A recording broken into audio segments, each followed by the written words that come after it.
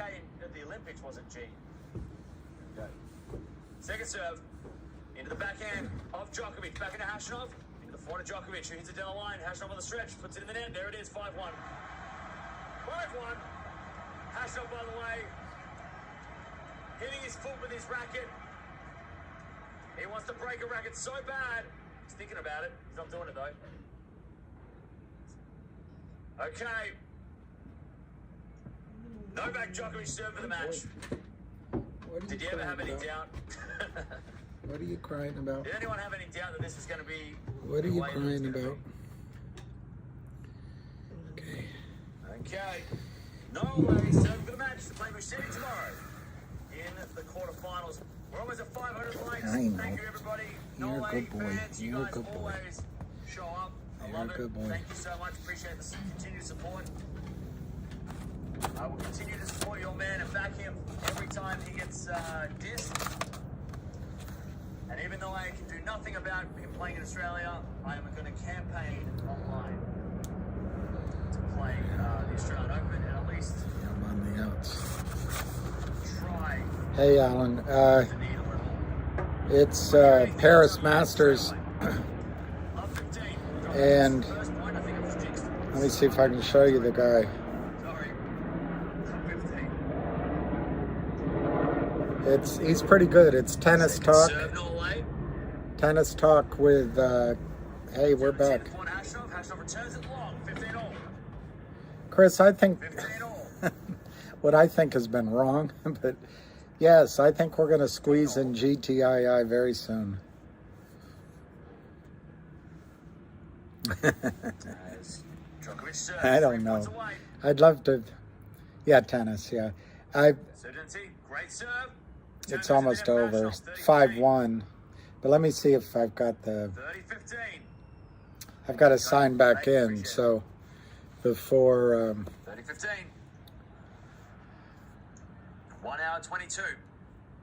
2 points away to play Musetti tomorrow. I don't know what that looks like, but I'm excited to watch it. Return now goes the forehand of Djokovic. the weather's so nice here. 40-15, Norway, match points. Unbelievable.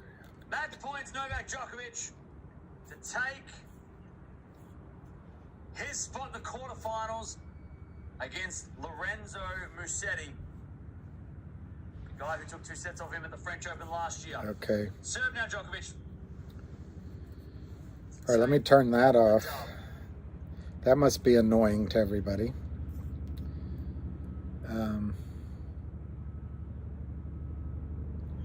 Yeah, I agree with you, Alan. Lunch was great. Thank you, Keith. I needed opium. It's better than nopium. Yeah, they don't have many tricks left, and they're desperate. They're trying anything they can think of. But, wow, it's so gorgeous today. I think fall is my favorite time of year. Absolutely gorgeous. All right, let's see.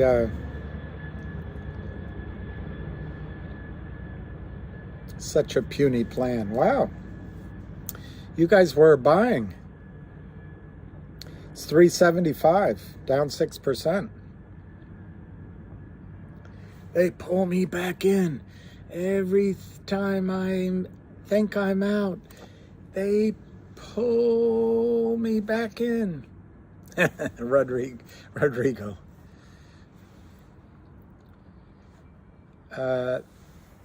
Okay, Trace.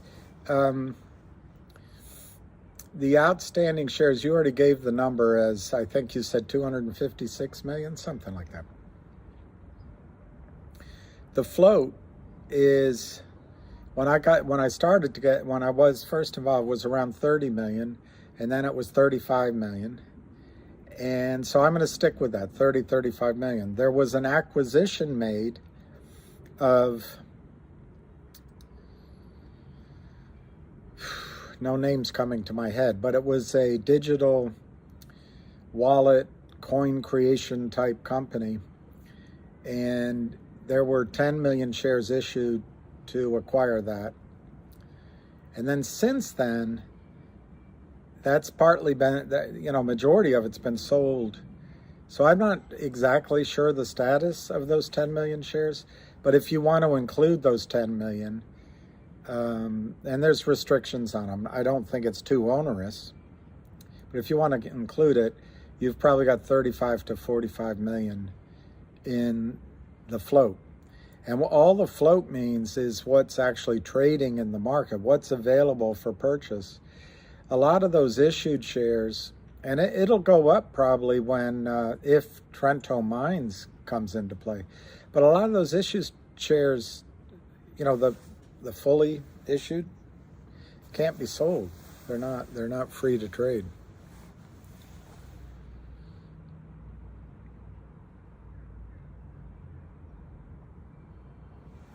I don't know who holds the real shares, because I have a feeling every one of us, including me, if we really asked for our shares, we'd find out they're not real. It's not real. It's not real. Get away from me. Stay away. I'll stay away. It's not real.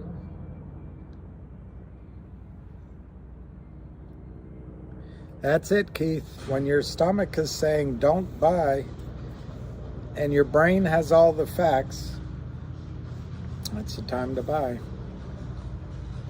They're playing. I mean, they're doing every trick they can to get us to quit. They want us to quit. They also want, you know, we've told Kurt via these mediums that there's a crypto of some, I don't know if it's crypto, but I mean a coin, but you know, some sort of crypto dividend coming. He also knows there's a big buyer in there, and he's probably wants that buyer to stop having enthusiasm. You know, investing is an emotional game too.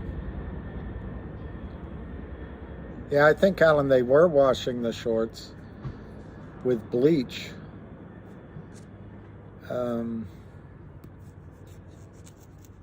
And they might be moving some of those. One of you puts up the failed to delivers. They might be just moving those around in the various LLCs. So it's not that. Okay, we're at 377. We're coming back. Hi, we're coming back. No quitters. No quitters. No quitters. All right, let's go to FNGR. Wow, that's taken a punishing. And I'm trying to think why it would be. But it's low volume, 300,000 shares, 695 to 699. Are you out of your mind? Good afternoon. Let me look what we're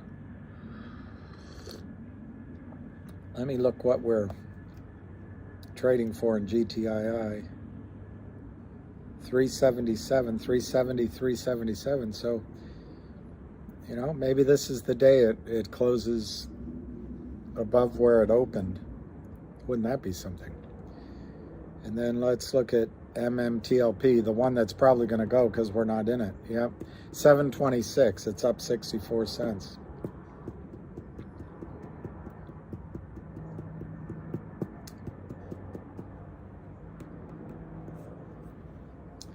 That one's going to explode. I wonder if it's worth, I don't know. Anyway, and then CRTD. CRTD's down.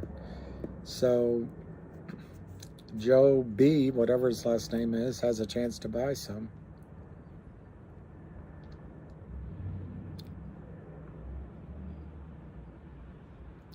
GTII. I don't know anything about band. 370 to 377, 152. That's good, Pepper Pusher. Pick a peck of peppers pusher.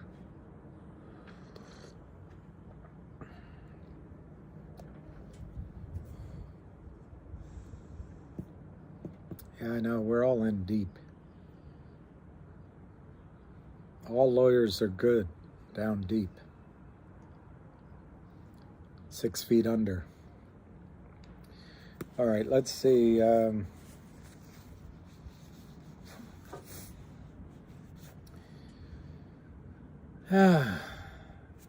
Just when they pulled me, just when I thought we were up, they pulled it back down. 74.75. Finger. 695, 699.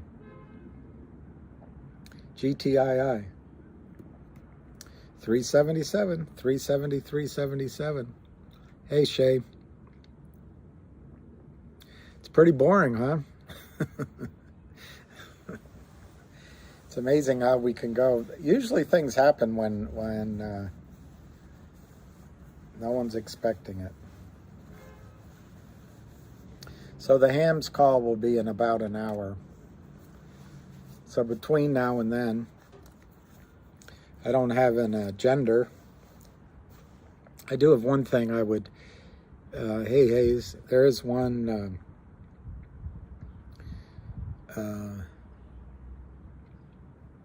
if I can find it, one thing I wanted to go over, if it's not too,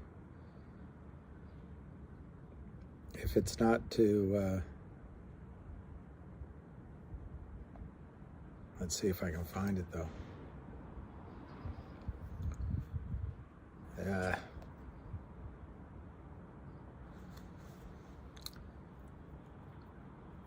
There we go. Let's see if I can find what he said.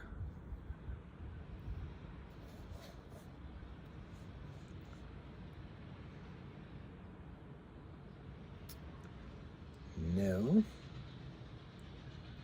Oh no, it wasn't. That wasn't it. I put in the wrong name. Gone. Cry.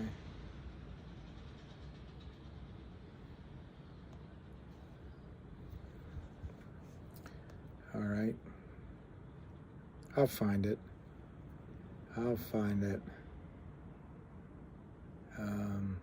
Well, anyway, in a minute. Well, Alan, the float of 75 million will be the 10 million I mentioned. They did acquire, what have they acquired over the year? They acquired, they had to pay for some sort of metaverse thing. And then they did, anyway, the point of those shares, you understand what GTII is. It's kind of an incubator, like a lot of these companies seem to be. And in return for bringing the company on board and incubating it, shares are issued. But when the company decides to go public or float, those shares are returned.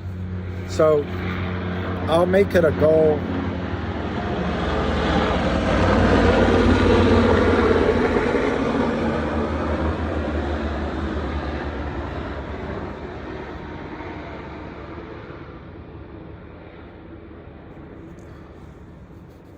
I'll make it a goal to come up to be able to count that out for you, but not this afternoon. I'll try to do it by tomorrow morning. Hey, good afternoon, Alicia. Kind of a SPAC, but yeah, I guess you're right, because you don't know what they're going to buy.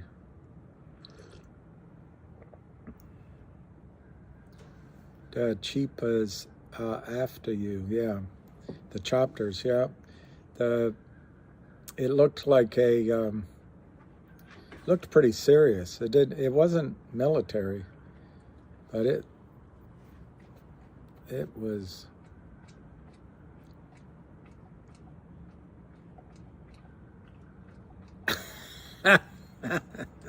Sure, Rocky Love, what color should I paint it? It is boring. I wanted to get to this. Let's see if I can find it.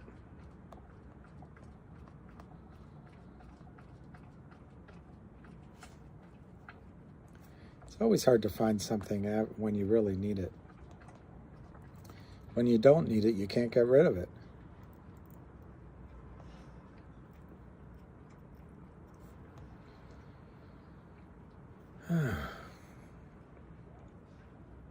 Yes, that's it. I think that's it.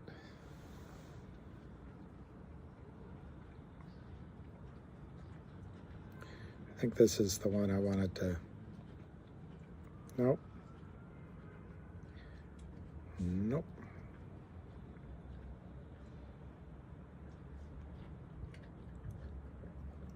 Nope.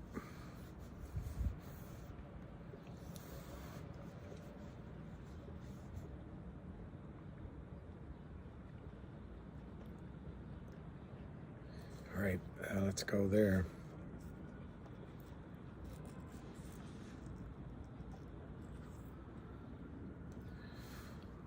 Not taking credit, but you all are welcome for that change in volume. I got a bunch of people tuned. Cool, Trace, you should take credit. Yeah, I know. He said it would be boring, and he was right.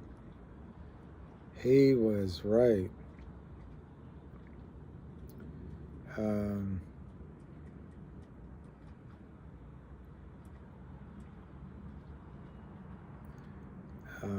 He was right.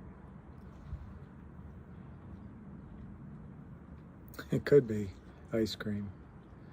Yeah, Don, it looks like... All right, here it is. I found it. Lordy. Lordy.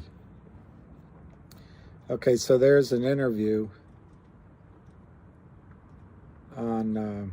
oh, I see where it was. See, I didn't know where it was. But it's on Greg Hunter's Watchdog, who I think... I've been watching him since when he first started. But it's with Egon von Greyritz, and it is entitled 2.5 quadrillion disaster waiting to happen. I know finger. So Egon von Greyritz explains, quote, credit has increased dramatically through derivatives, all instruments being issued now by banks, pension funds, stock funds. It's all synthetic. There is no real underlying payments in anything almost. Therefore, my estimate for derivatives would be at least 2 quadrillion. And I think that's probably conservative. Then we have debt on top of that of 300 trillion. And we also have a couple of $100 trillion of unfunded liabilities. So we're talking about 2.5 quadrillion, and that's with a global GDP of 80 trillion. Do you see where there could be a there could be an issue at some point? So we're talking about 2.5 quadrillion with a total GDP of 80 trillion. So there is a disaster waiting to happen, and especially because of all this created money has created no value whatsoever. I always knew this would collapse, and it's taken longer than I expected, but I think we are at the end of a major era. These derivatives, at some point in the coming few years, will actually turn into debt. Central banks will have to cover all the outstanding liabilities of the commercial banks, as we are seeing now with Credit Suisse, Bank of England, and etc. This is going to happen across the board. Whether it's called derivatives or called debt, as far as I'm concerned, it's the same thing. It will have the same effect on the world financial system, which will be disastrous, of course.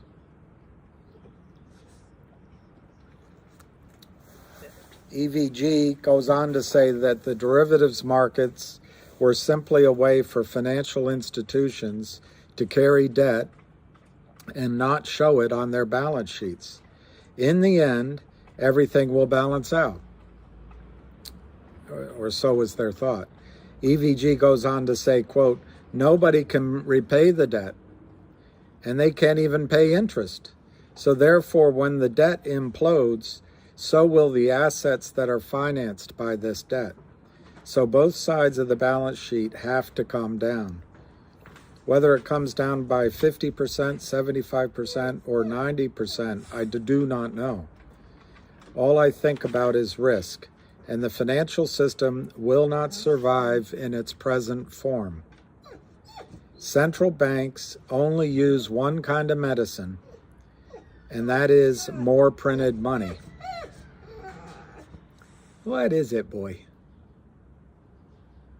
What is it? You can't say hi to them. They're on the other side of the fence. I know. I know. Frustrating. Central banks only use one kind of medicine, and that is more printed money. Now you are getting negative returns on printed money. So that is not going to save anything.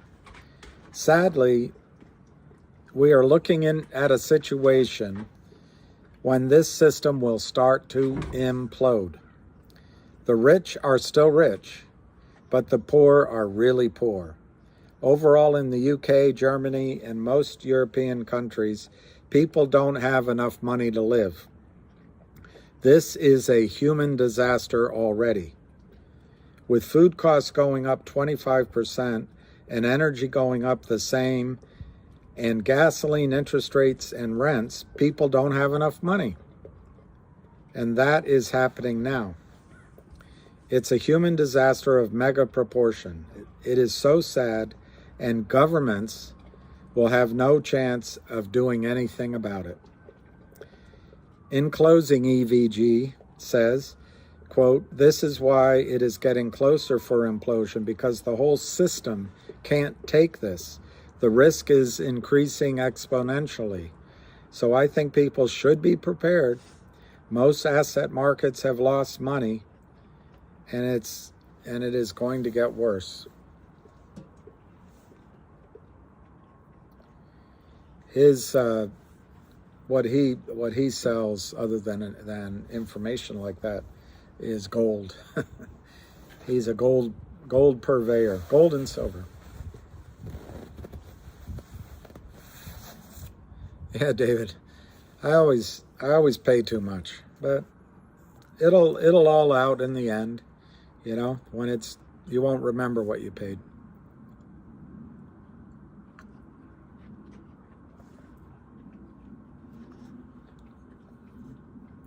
Who will buy all the expensive EV for a better climate? I don't see that happening. That's you got to think through everything, and every decision has consequences. But in the poor countries, they actually burn the trees and the bushes and dung in order to cook their food. One, it's not healthy, but it's highly damaging to the climate. So oil and gas have increased human convenience and wealth. Yes, they leave, in the case of natural gas, it's methane, and that's 40 times, or, you see different numbers, 28 to 40 times as concentrated as carbon dioxide from fossil fuels.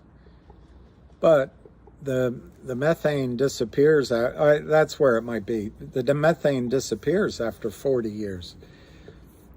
It settles out, whereas the carbon in the atmosphere from coal and oil stays up there for 250 years. So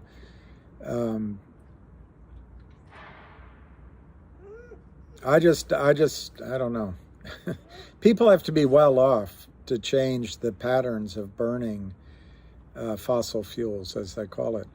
And I think the answer, believe it or not, although many people argue with me, is to leave the coal in the ground, the remaining coal in the ground, live differently. You know, Dr. Helen Caldicott, maybe I already told you this. She's Australian, but she said that in one of her talks, she said that if we just hung our clothes out to dry instead of using dryers in the United States, we'd save 20% of our energy needs. That's pretty big.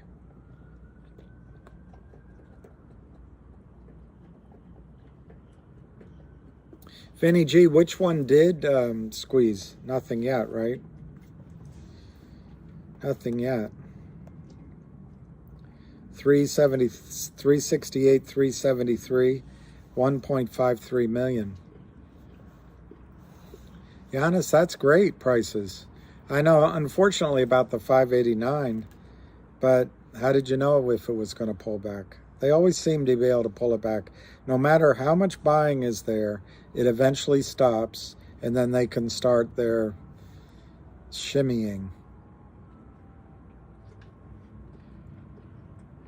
How do Ham, Doc, and you are connected and meet?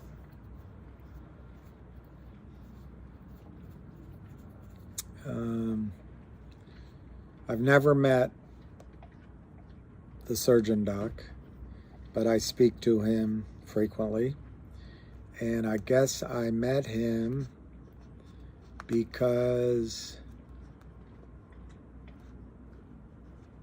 either there was an arranged conference call or I just dialed into him when somebody gave me his number. And we've had I consider him a dear friend. I have enormous respect for the surgeon doctor. And his goals in all of this, I'll keep to myself because it's his story. But let me just say, they are not greedy goals. He's doing it for others. And he's really sharp, surgeon doc. He's, obviously, if you're going to cut into people, you got to be sharp, or at least your knife does. But he figures a lot of things out and asks really good questions, and he's studied this. And unlike Joe B, surgeon doc keeps confidences. He's honest, and he builds a lot of trust with people. And so he has access to information just because people trust him. And he's a really large shareholder. But anyway, I value my friendship with the good doctor. I could have done without that picture of the huge tumor. That made me want to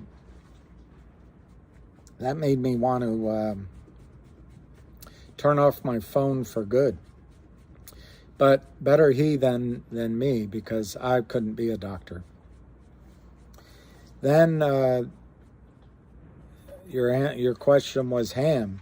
I met Ham through a very good friend of mine. I raised money for for me, quite a bit of money, a lot of money, from overseas for a gold company. And I was for a while going to be the CEO of that company, and all the papers were signed and agreed. But without going into it all, the CEO didn't really want to give up control, so lots of different introductions and people and palace intrigue. But there was one guy who called me up after he found out that this was supposed to happen, and I met him up in New York, and he's such a gentleman, and he bought, I forget what, I think I was up for a conference or up for, I can't remember it, maybe a different appointment, maybe meeting attorneys. Anyway, I went to the upper whatever's on the right side. I don't know if that's east or west. And I met him, and we went to a great restaurant, and we've been friends ever since. And he has a lot of his clients and friends in GTII. And at the time, he had them in Finger. I assume they still are in Finger. So that gentleman put me on the phone with Finger and Michael Shen, but way back. I mean, I'm talking, it could be 3.5 years ago. I don't know. I don't quite remember. And I bought some shares of Finger. I bought them at $7, $8, and $9, and thought it was going to go to 30 or 40, and in fact, it came in at the end of the year, and it went down, and I needed some tax losses. Well, I don't know. No one needs a tax loss. It's like making lemonade out of a lemon.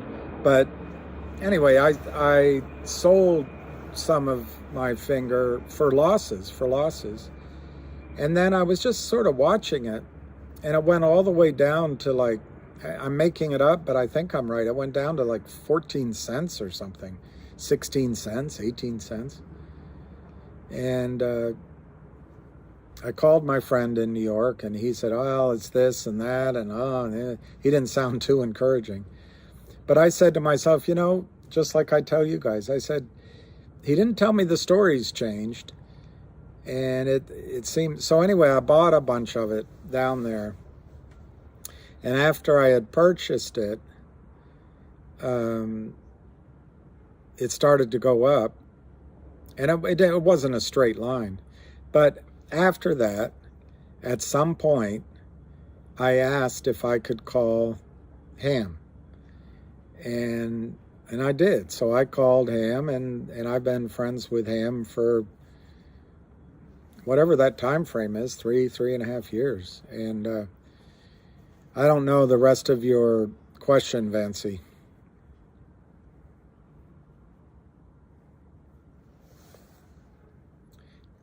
Viagra and Wilhelmina, CGRA, WLNA.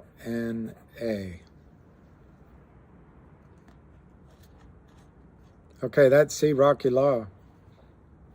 That is a good question. And the real answer is nobody knows. But I think as soon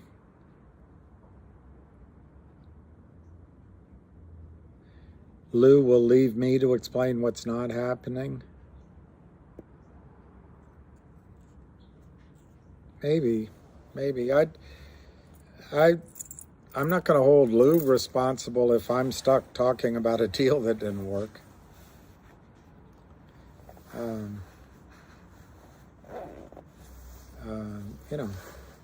I'm giving you my viewpoints. And anyway, what was the question that just occurred? Whoever said I looked like Biden, maybe he was right.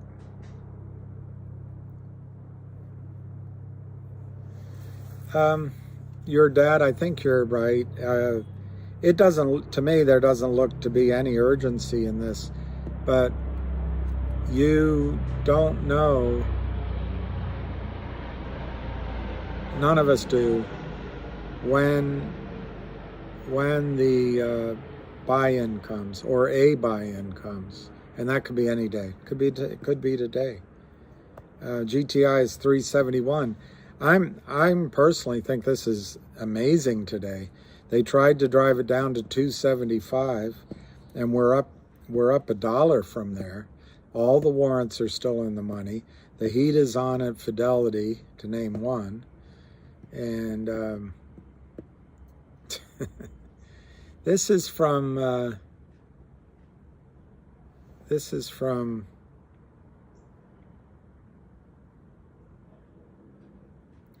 some hotel. can't read it. It might be in Europe. Yeah, one domino, and it starts. One domino. Oh, that's it. That's it. Thank you, Woody Cardis.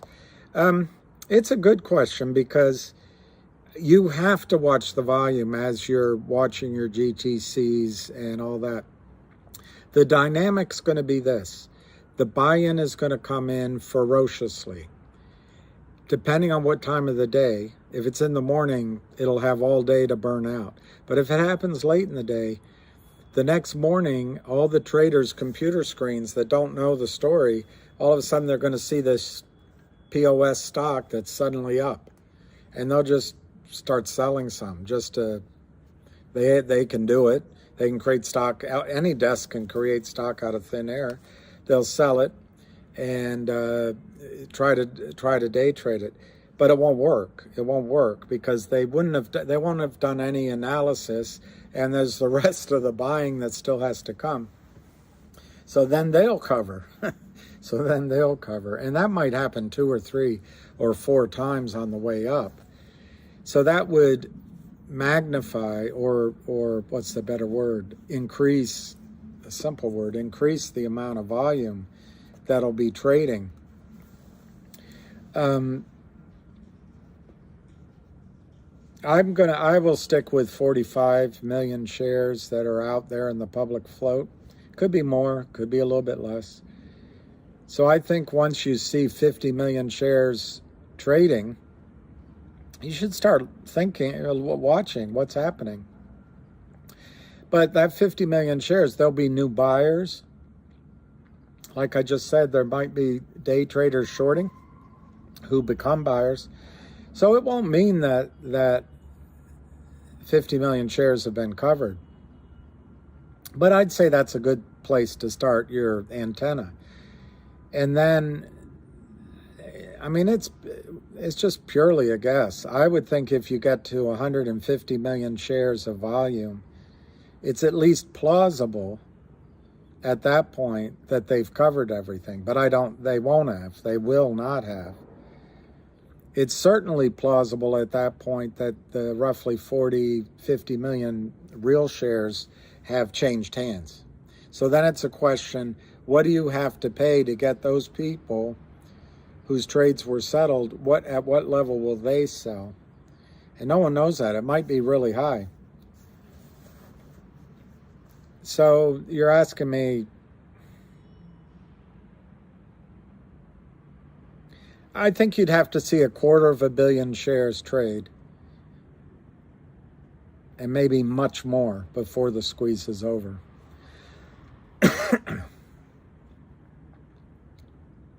Matt E., I heard that exact same thing. Fidelity rumored to have many more shares in accounts than actually held. And people don't maybe understand what that means. Then shares actually held at the DTCC. The DTCC might say Fidelity 5 million shares, and that's their omnibus number or an omnibus account. But then Fidelity in their books might have 15 million. Token will be a game changer, but I will stand by my prediction that the day it's announced, they'll try to drive the stock down. Yeah, your dad, anything over 90 million on a day is a system to bail, as signed to bail. Yeah, I was going to read to you guys. I'll say what it was, but I'm not being political. I didn't know who wrote it until I looked.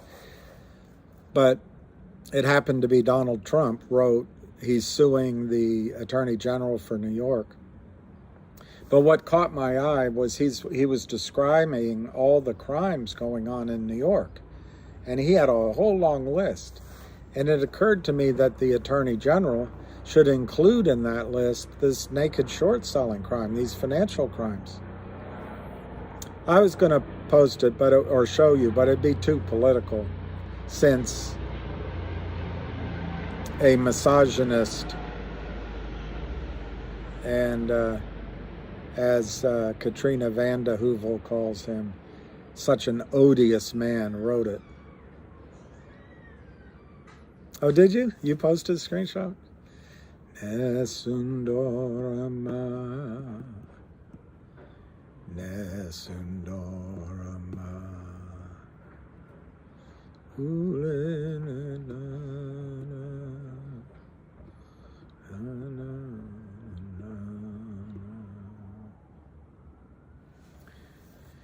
I'll see if I can find it. I'll see if I can find it. I'll just give you guys the caveat. I'm not trying to be political at all. I'm really not. Because at this point, we've all got to join in.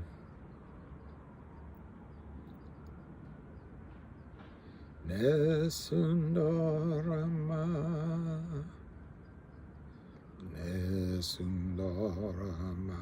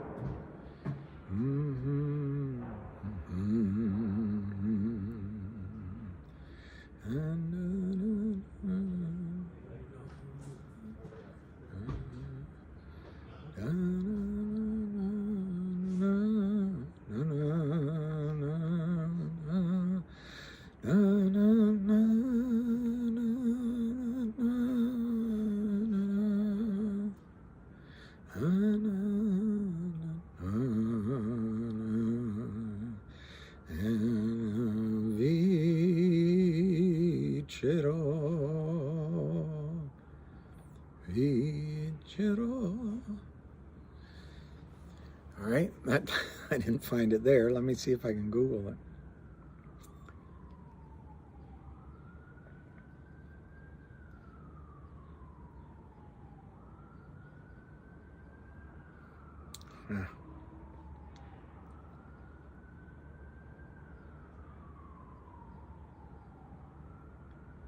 Okay.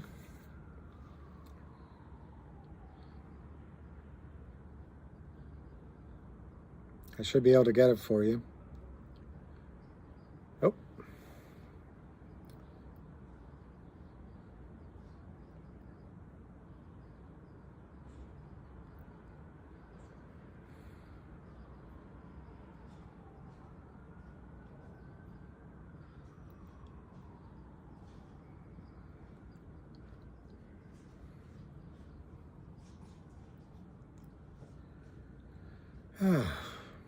Sorry, I've got to sign in. I don't think I have an account with Truth Social, so.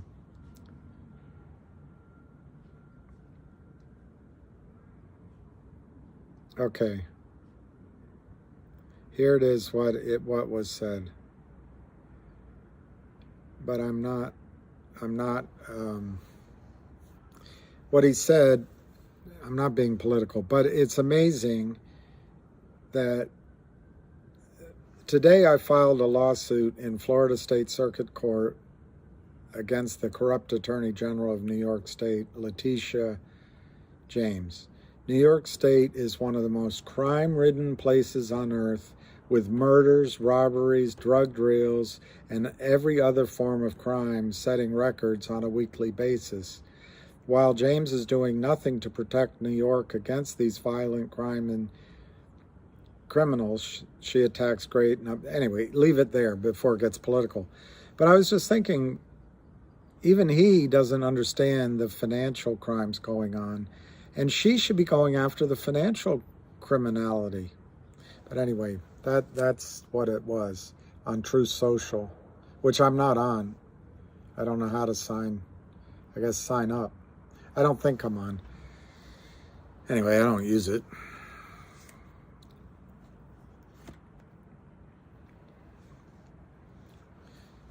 What's the question, Trace? 100,000 shares.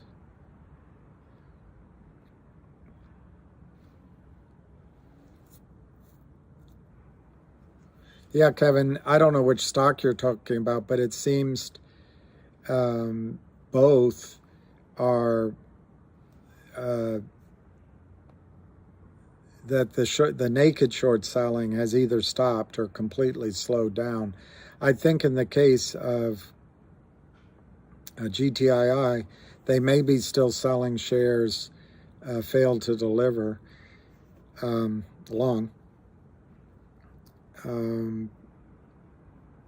But if you want to know what I think it means for the stock price, it's very bullish, in my opinion. 370, 371, 1.54 million shares on GTII. We'll tune into him in about half an hour. Finger is 693 to 694. It's very low volume, 311 shares. They got to cover, guys, they got to cover over 100 million shares. This is 311,000. It's tiddlywinks. You can get time and sales in real time on otcmarkets.com,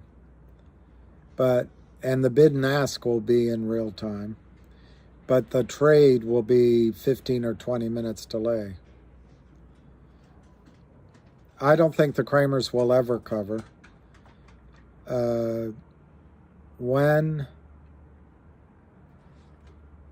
I think it's going to be one of the brokerage firms who is trying to protect themselves as it relates to the fake warrant, the IOUs for the warrants.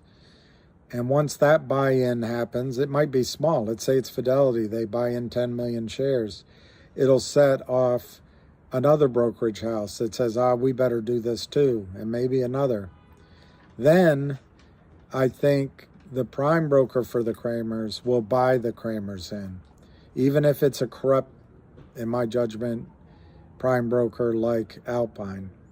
But I don't think Kurt Kramer will ever write a buy ticket himself, ever.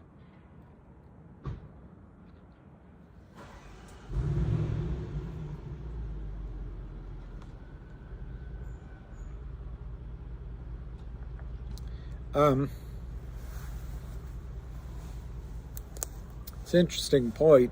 If the order book, as you call it, has been thin on the offer side, it would support the idea that most of the volume is wash trading and just trades between Kramer's LLCs.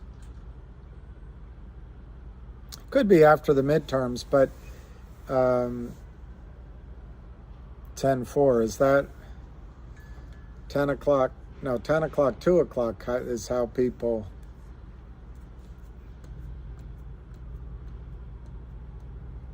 Yeah, I think that's a good question, Aaron. I think the prime broker is probably corrupt, but I don't know. But yes, exactly, Maddie. But the thing is, and this is why you might be right about the election. I'm sure Alpine borrows from banks and has lines of credit. And I know Alpine, like all prime brokers, are supposedly monitored for their ratios and their risk levels by FINRA. So it is entirely possible that FINRA cracks the whip on Alpine. It's also possible that one of the big lenders to Alpine pulls their money. There's a lot of reasons why I think they're in trouble. The reported short data is inaccurate. Of course, maybe you're talking about FINRA data. I don't think the FINRA data is inaccurate. What I guess you guys don't know for all this time, Ham was adding up the dailies, because that's all you can do. The number started getting huge and huge, but at some point he stopped increasing it. He just didn't increase it anymore. And for a long time, that number was right around 70 million. but I don't think you guys were involved yet. And then he slowly changed his number to 70 to 100, and then it became 100. And the reason it's 150 now is because Kurt Kramer sold, or, you know, through his various LLCs, something like 60 million in the last 30 trading days or less. So if you add 60 to 100, that's 160. And then you've got the warrants, maybe 8 to 10 million that are fake. You add 8 to 60, it's 168 million. And the 100, he wasn't increasing for months. So the 100 was probably conservative, probably. We, you know, all we can do is our best because Gary Gensler doesn't make the numbers public. So it was 100 for a long, long time without movement, even though the Kramers kept selling every single day, naked short, and on FINRA you could see it.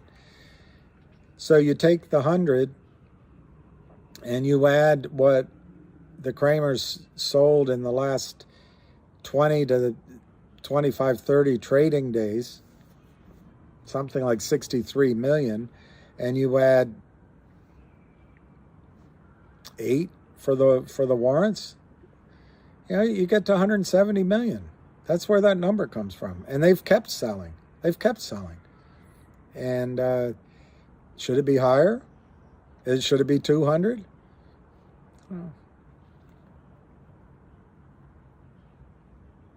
No, I didn't see that Kurt Kramer's on Twitter. Is it a real Kurt Kramer, or is it I don't even know what trolling means, but well, take screenshots, save it for the RICO investigation.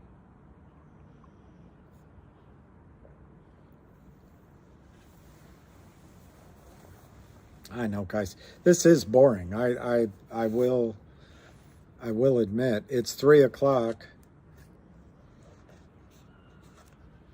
Oh, that's right, David Hensley. Everybody in enforcement looks at their job as as a way to get a big ticket, big salary with Citadel or one of the other firms. I wish I had another name that I could pull it. Virtue, is it Virtue? Anyway, or Goldman or one of those, SAC. So they don't want to have the reputation that they're the one that caught out the rats. And that's a surefire ticket to having to retire to Plains, Georgia and write books.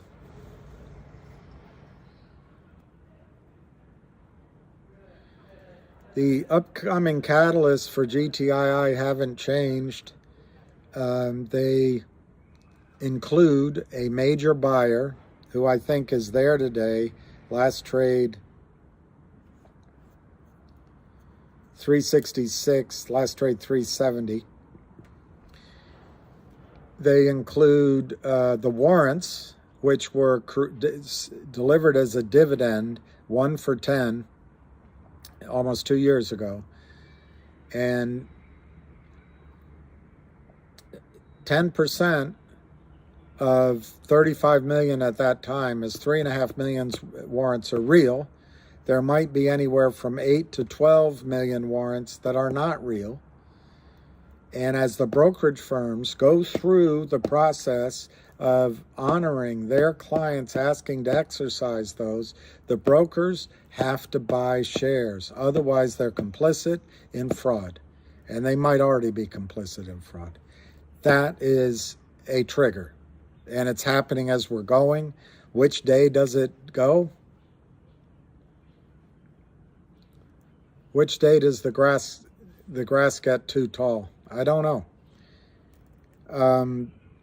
The third thing is, as Lou's pointed out, and as the company has announced and has worked on twice before, the company intends to issue a digital something. Now, it could be a coin, but I wouldn't be surprised if it's a digital dividend or distribution of one of their underlying companies they own is something. It'll be something. I think it would be great if they issued a digital warrant as a dividend. But anyway, we'll find out. And I know they're working on that. The company has notified FINRA that there was a count that the company did 3 months ago that it was out of whack. And I assume that FINRA didn't bury that request and they are investigating it. So it's possible there'll be feedback on that. 1-800 law firm announced that they are extraordinarily pleased to be part of GTII and that the audit is nearly complete and is expected to be completed by the end of 2022. Odds are that that'll be done sooner than the end of 2022. They announced that they expect next year's revenues to be better than ever, and that would add $80 million revenue book backlog and something like $30 million in income to GTII.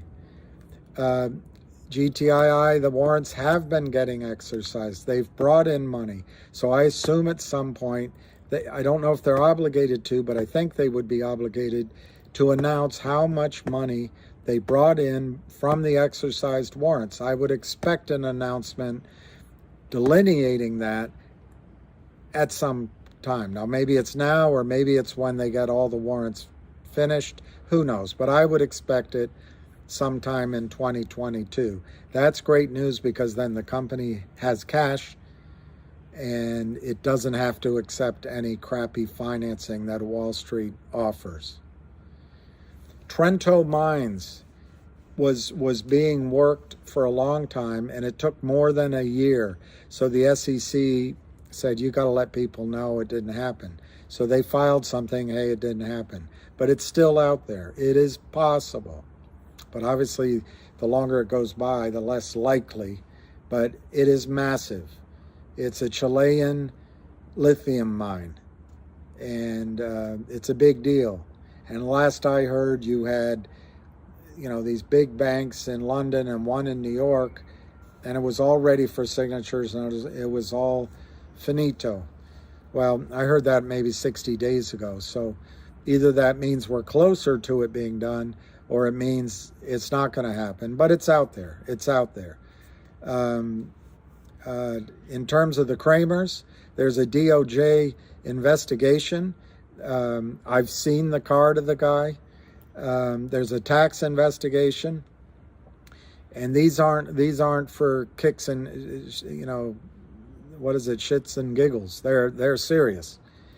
They've been investigated in New York and found wanting for usury law violations, so they moved to Virginia.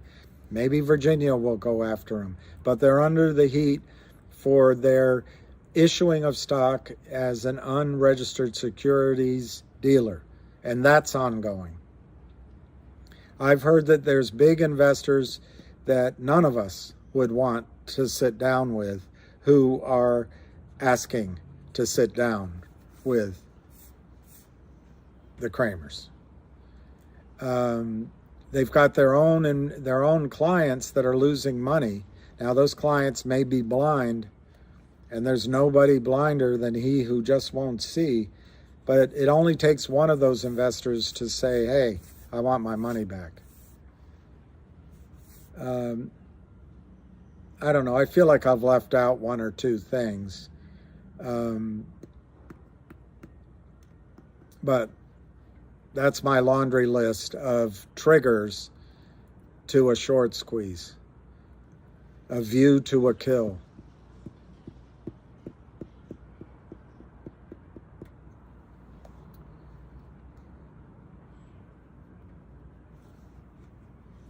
$378 last trade. Somebody called it. Down 20 cents. We're only down 5%. Matt Klaylich calls the power hour. Is it a breakout, lion of all trades?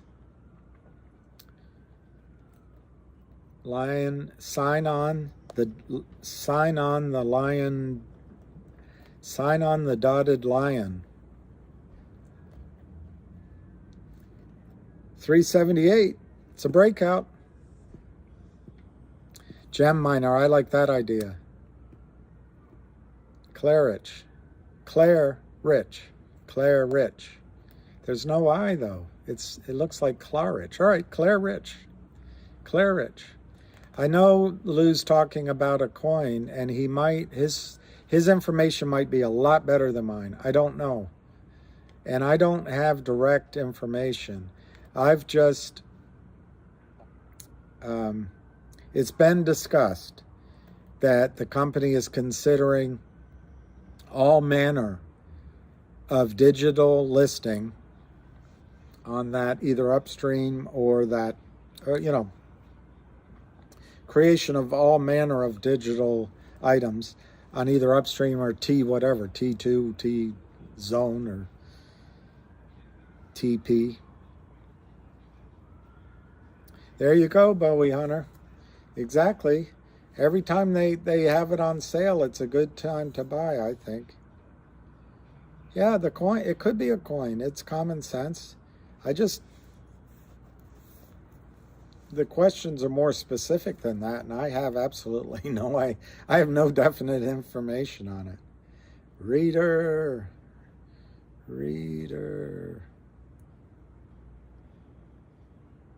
I could have been a contender.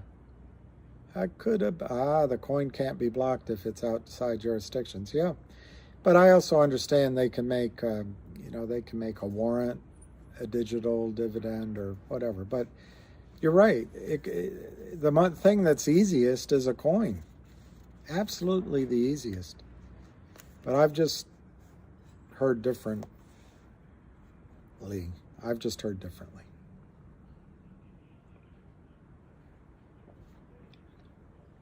$370 to $376. Are we rich yet? She's a rich girl. She's a rich girl. All right, Finger is down 73 cents. 693 to 696. This would be a good time to buy some calls. But it really highlights, the other day when I was talking about it, we all should probably lighten up. Anyway, can't do anything about it. But the premiums, this will kill premiums on the calls temporarily. Anyway. CRTD is down. And GTII.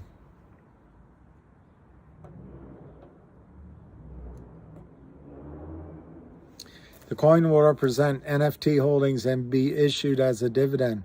Raw Beauty, that's good information. That sounds quite logical. That sounds quite logical. I would buy calls, Mario. Yeah. But it's got to be money that you're willing to,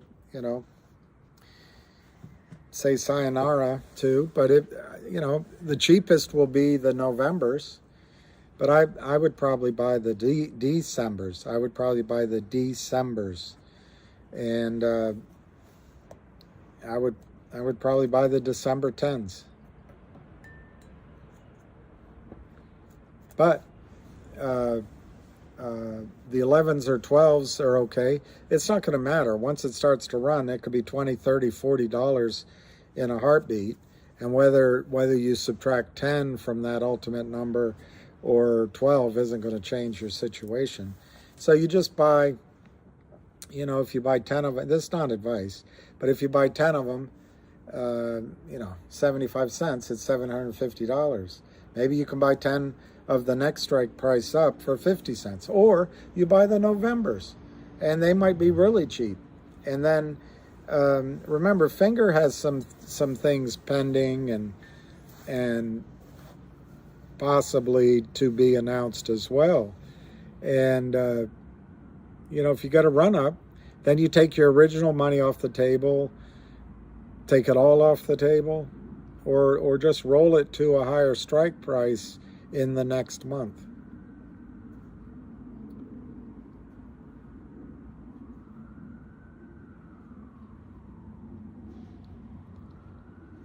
I don't know the question. It did happen under Trump.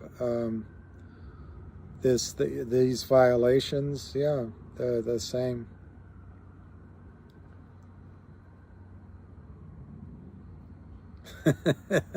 Raw beauty. Lou is like your father with time awareness. Like that used to be like my mother. Are we almost there? Just a couple of hours. 16 hours later.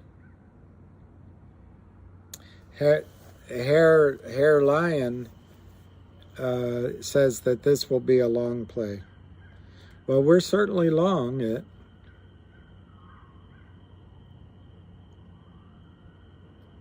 Oh yeah, Claridge under Trump with Kodak. Yeah, I remember that Kodak trade. It went to call Lou. Well, I don't know his number, but be glad to call him.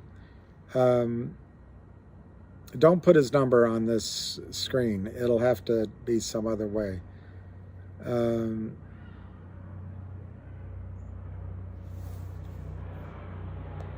Well, yeah, but that Kodak one I remember went to like 10 or 12 or 15 from nothing.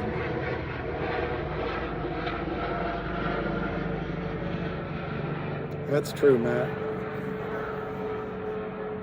What's my floor on GTII? Bottom of the page.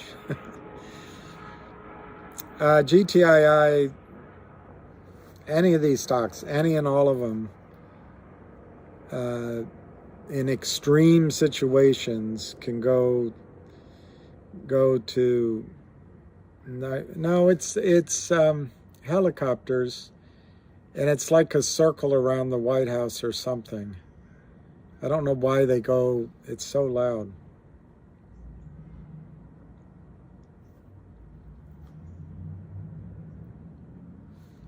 $3.11, so you don't have to wait much longer for the true excitement to arrive. Let me tell you what the price is. 367 to 369, we're down 8%.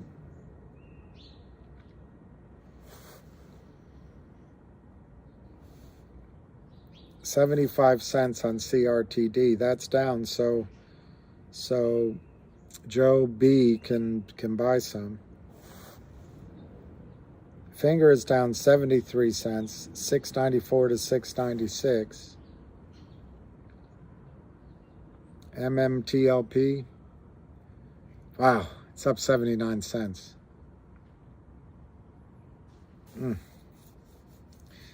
There was a moment there for a day you could have swapped like 100 shares of GTII for, no, it would have been about 130 shares, 120 shares for 100 shares of MMTLP. That one looks strong. Finger 694 to 696. 694 last trade. 367 to 369, 1,570,000 on GTII. Doreen, I love it.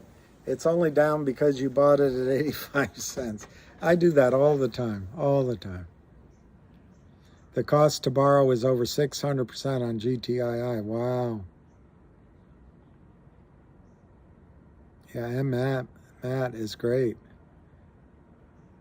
Yeah, Avid, you got to listen. Avid is a great ally to have for this trade, but in the future, when I was, a big shot, I always needed to have someone I could call that could give me the technical picture on a stock I was in or my clients were in, and Avid, I really think is that guy. All right, let's see what the tweeter of all tweeters just wrote. Amber Heard, have you heard? Bird is the word.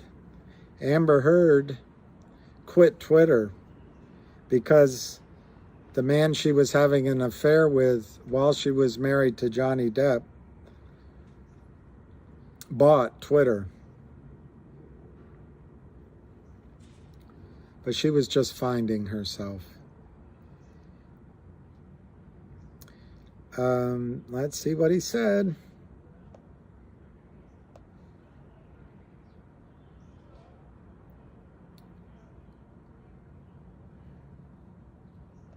Do you want to see his video right now? I'll put it up. All right, I'll put it up.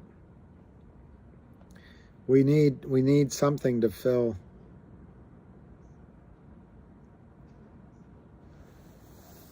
We need something to fill. I can't see a hamster. Oh, Kurt Kramer at Power Up Lending. What's he saying? Maybe he's going to be buying. Let's see what he's saying.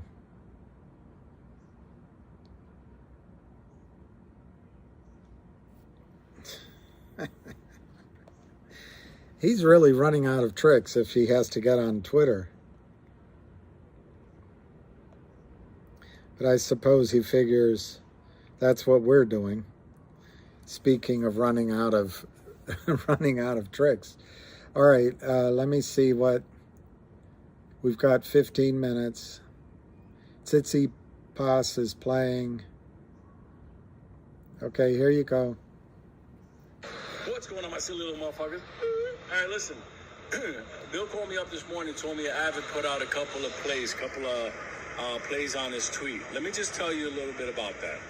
The first words out of my mouth were real simple. Why? Here's the deal. Avid's a good kid, smart kid. He's one of these fucking, give him a computer, he'll probably make a nuclear bomb. I get it. But here's the thing. You want to make money in this, it breaks into two sides. Either you got a lot of money to put on plays, or you have a lot of friends going into a play with you. So it's either a lot of money or a lot of friends. Here's the thing. You got a lot of friends, but they're all right now in GTI. Some of them are still trapped in AMC and 8. So right now, I'm trying to get you to the point where you have a lot of money. How do you get a lot of money? You don't diversify and get into a bunch of other positions. Because then you got 1 foot over here waiting for this play, 2 fingers over here. It doesn't make any fucking sense. You guys say, no, but that's a squeeze, but this is a squeeze, but this is a squeeze. Look, motherfuckers, right now, follow the bouncing ball. You're on this channel because you want to mirror what I'm doing. Mirroring what I'm doing is, right now, I'm consolidated GTI. I'm waiting for GTI to rip to X amount of numbers. Look at the fucking beard, okay? Waiting for it to hit a couple of numbers, pull out, settle, then hit another play, stack. We do 2, 3, or 4 of those things, and at the end of the day, you get rewarded. It's not bad to have it put the plays out, but remember, if you don't have a lot of money, don't fuck around with a lot of plays. And all your friends that can help you with the momentum of the volume, they're in GTI, they're in AMC. So right now, your little friends can't help you because we're all in this one. So I'm not telling you to stay. You can go. I don't know. You can date a trans weirdo if you want. What I'm trying to tell you is, if you start fucking around all over the place, you're gonna make yourself vulnerable. You're gonna spread your money all over the place. That's not the way to go. Right now, be focused. Make your money. Split your money. Get into the next play. Do as I'm doing. I'm in this fight with you. Just do as I'm doing. This is all you gotta do. Just follow what the fuck I'm doing. You don't fucking charts, no fucking candles, Fibonacci. You don't need any of that fucking shit. Right now, we're waiting for everything to be hit on the other side. And when that happens, like the coin, the counts, listen, just calm the fuck down and don't spread yourself thin, because then you're vulnerable. And at this time of year, with what's going on, you don't want to be vulnerable. Okay? We just got Luna back home. Don't fuck around. My reaction? I agree with him 100%. I agree with him 100%. I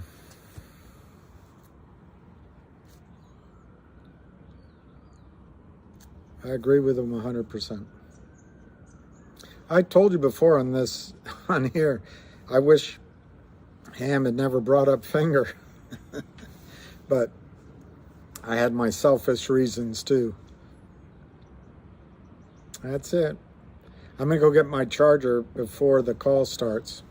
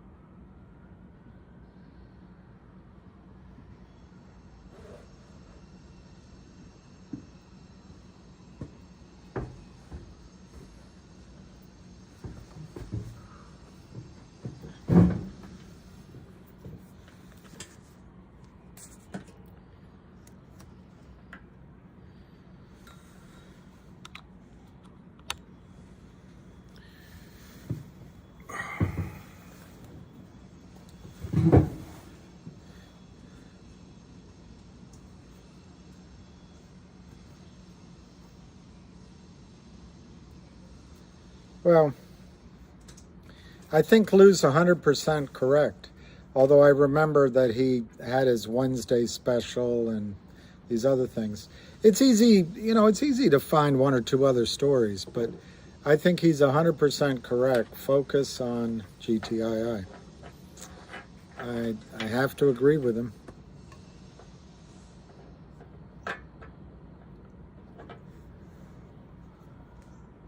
That's true, AC.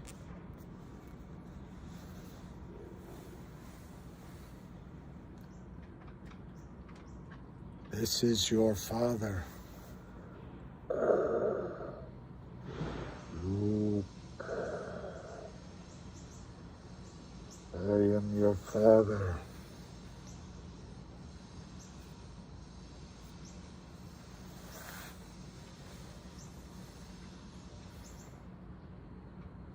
Hey, lucky boy. I mean, I think it makes sense if you're not 100%. He bought 10,000 CRTD. Wow. If you haven't fully invested,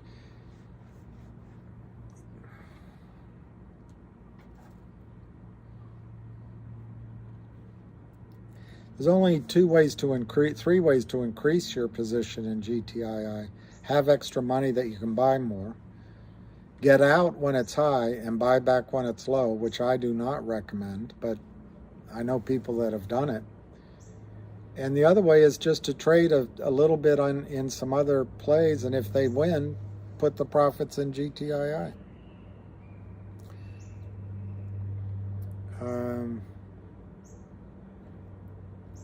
371 bid, 371 to 374. In 3 minutes, I'll put on Ham.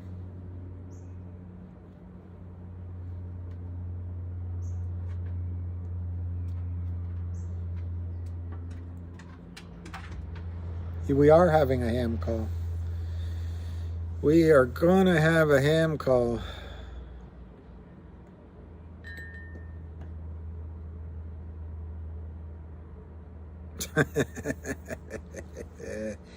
Your dad has it. What, I don't have to, William? What do you mean? I don't know.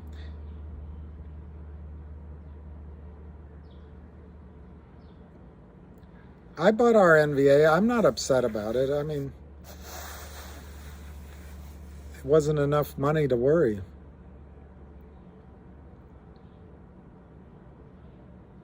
Yeah. But Lou's basic point is don't get distracted. This is the killer play. And I agree with him.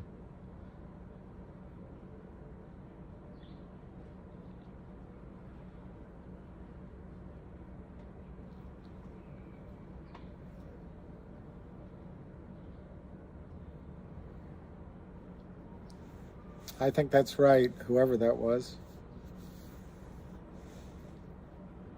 Yeah, just...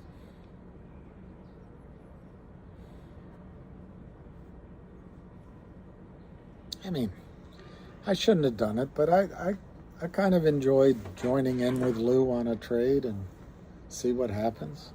But it was just not a, you know, it wasn't significant. All right, one more minute. Okay, prediction of above 4 today. I didn't, oh, AC says it.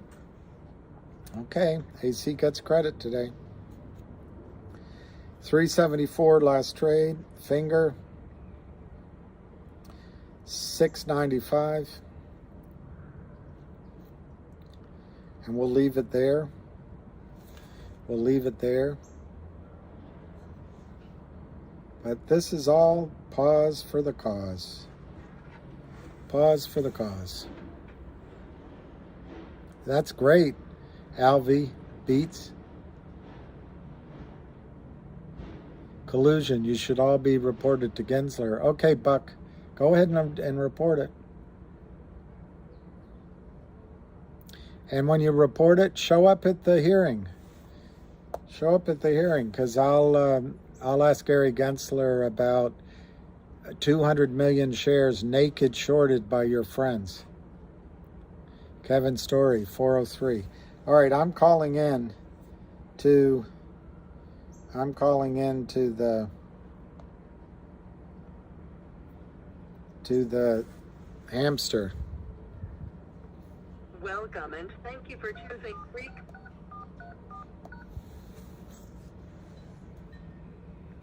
Muted.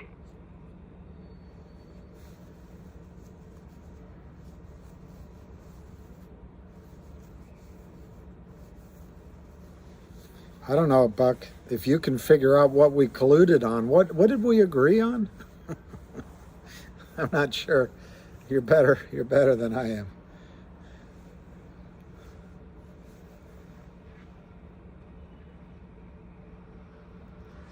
That's a good point. Good point.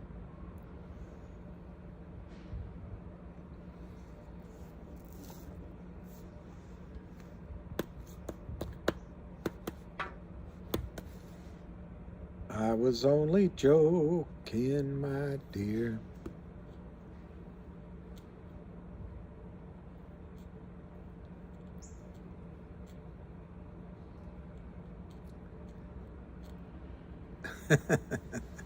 We agreed that Everybody, again, this is the 3:30 phone call for about naked short selling fraud. And again, this is not to buy and sell. This is educational. You make your own determination. I just wanted to let everybody know I bought 10,000 CRTD at 7599 maybe 8 minutes ago. I posted it on Twitter. People were asking me why I in it. I didn't have the money in the account. I got the money. I am long, and now Jay joined the party of the trio. I have the trifecta of scumbags here. I don't know who the short seller is in CRTD at all. I'm just looking at the data. It's enormous, and they should get run over, and they deserve it. Anyway, let's move on from here for a second. We got a bear raid, both in GTII, I guess CRTD, and finger motion all at the same time. They're all down, moving it down slowly. The GTI attack has been every day in the AM, and my special guest maybe can talk a little bit about that. But in finger motion, it's just been a slow drip, moving it back and forth. Just manipulation of these 100 shares back and forth, trying to get people to sell, and they're naked shorting. Obviously, we all know that's Lynn Partners out of New York City. GTII, we know it's tied to the Kramer crime family out of Long Island. Their rap sheet is a mile long. Every authority probably knows about them. And again, they're unregistered toxic lenders, naked short sellers. They've been subpoenaed, fined, everything under the sun. Everything they do, they probably steal the silverware when they go to a restaurant. Okay, I don't trust these guys as far as you can throw them. Lynn Partners is a little higher up on the food chain, and I think they're going to get busted out because they're like Merlin Capital. They don't want to go to jail. Rikers is not going to serve anybody Are you going to help them out in any way? So I guess these criminal activities, stealing millions of dollars right in front of our faces, it's not going to work or last too long. All right? The companies are surrounding themselves with people that can expose it. And I just want to stop at this moment. I'm going to introduce you to a veteran of Wall Street. His name is Walt. And Walt has a strange voice for a reason. So, again, I'm going to introduce Walt. Walt, you here with me? Okay, guys. So, again, Walt, why don't you tell about how long you've been on the street and what you did? What was your expertise? I've been on the street for 35 years. I was a market maker for many years. And I know very well how the short takes place in this marketplace. So again, you weren't a cannibal, but you've seen the cannibals at work, and they use all these debentures as their crutch. Am I correct? Absolutely. Now, my next question would be: to your knowledge, have you ever seen how do these guys carry these fails to deliver or buy-ins? Maybe you can, I gave my opinion of it. That's sort of like hiding a check. What's your opinion on how these guys operate and what you think they're actually doing to keep this thing alive?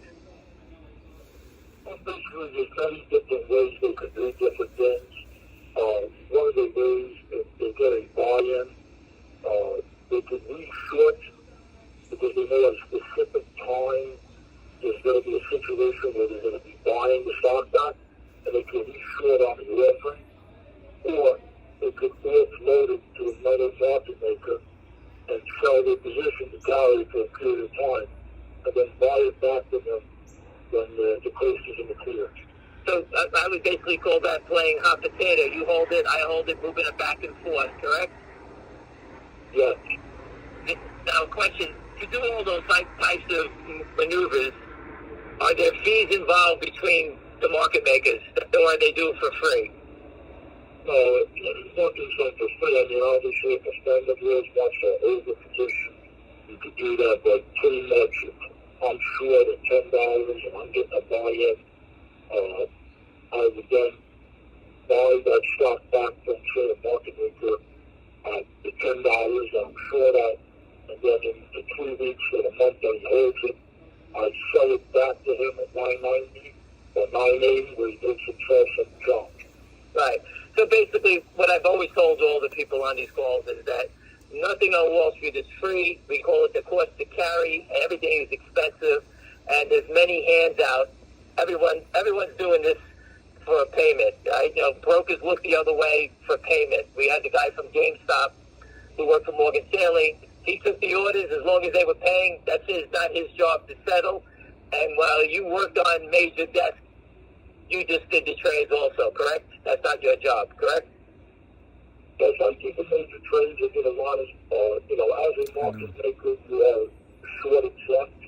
So it's typical every day in the marketplace, you have short sellers sell stock to facilitate order flow from everybody.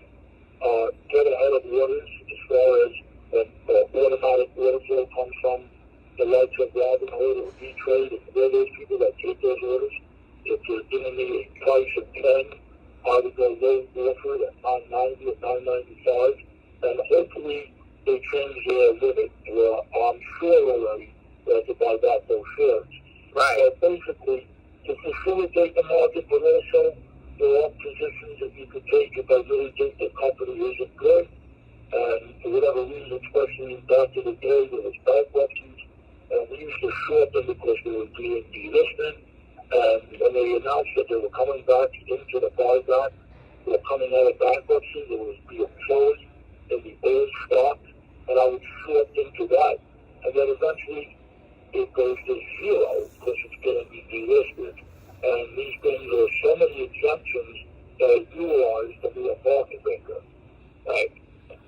So just out of your experience, the personalities or the people that really are the destroyers, do they all have to seem the same personality? Are they good people, or are they just all the same personality? What's your opinion on that? The majority of these people that look to companies to hurt these companies, it could be a mass different, different types of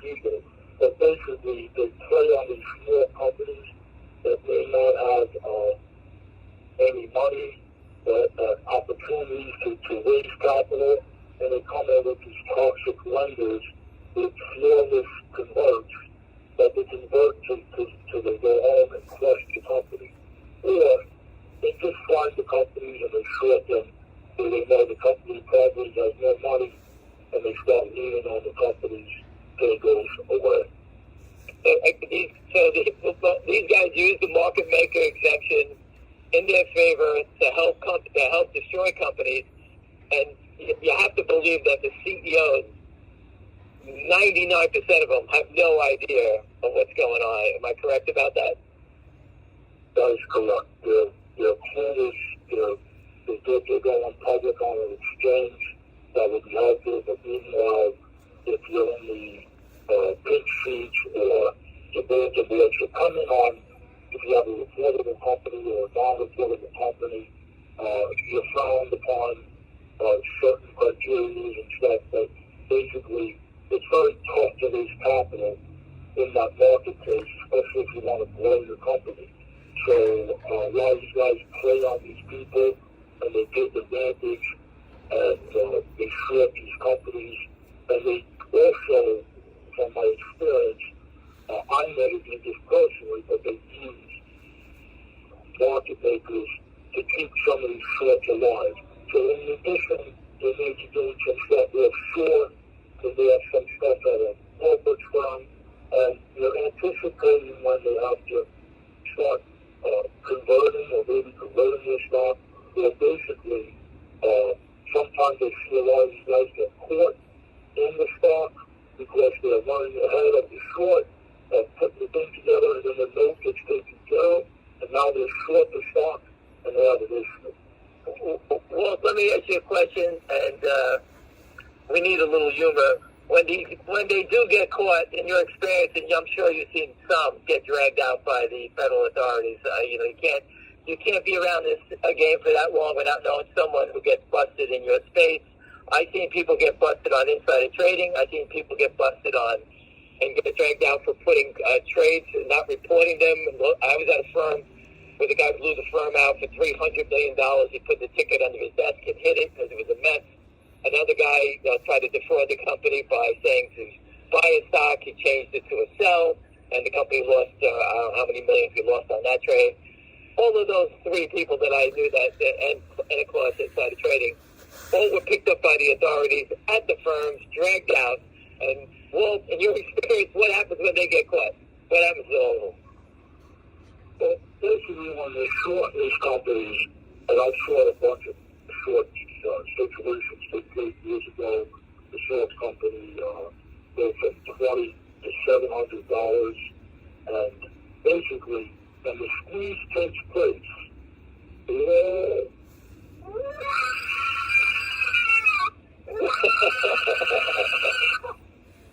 like a little baby. That's what happens, and that's what I try to tell everybody. There's no sign from the gods that they're going to fold. It happens when it happens. They manipulate until they listen. If your last dying breath, you're going to try to do whatever it is to stay alive.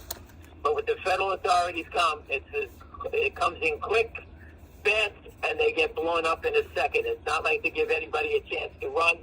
There's no, these guys don't think they can act above the law. But I have to believe that the federal authorities are all over this. Walt, we've been putting a truck, maybe you've seen it on Twitter. We put it in front of the SEC, the FBI, DOJ, you name it, Fox, CNBC, and the truck will be around next week. And what's your gut feeling if you felt or you seen your face or anything around your name, whether it's Lynn Partners and FNGR or the Kramers and GTI, how would you feel as a professional that your name was everywhere attached to this name? How would you feel? Basically, I don't feel too good. You're probably talking to the lawyers, and you're probably talking to the proper people to try to position themselves, because when it comes down, and if they're doing something wrong, if they're cooking the books, whatever the various stuff that they do, eventually, it will be found out. And all the people that are in these positions of these companies, because it's a shame what goes on.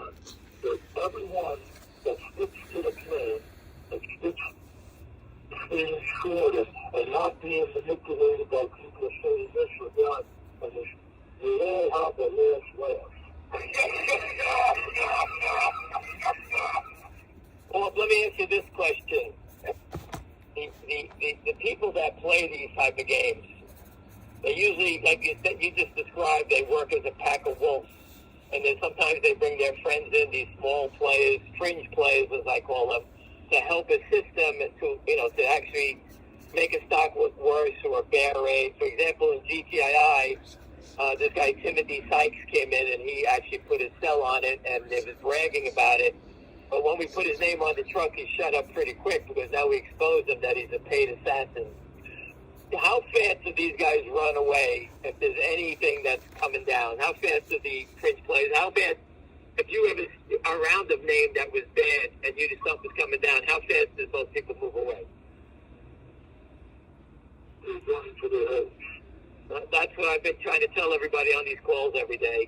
When this shit comes down, all the people that, all the big mouths trying to sell 20, 30,000 shares a day, borrowing it, trying to knock it down, trying to manipulate, trying to steal a few bucks.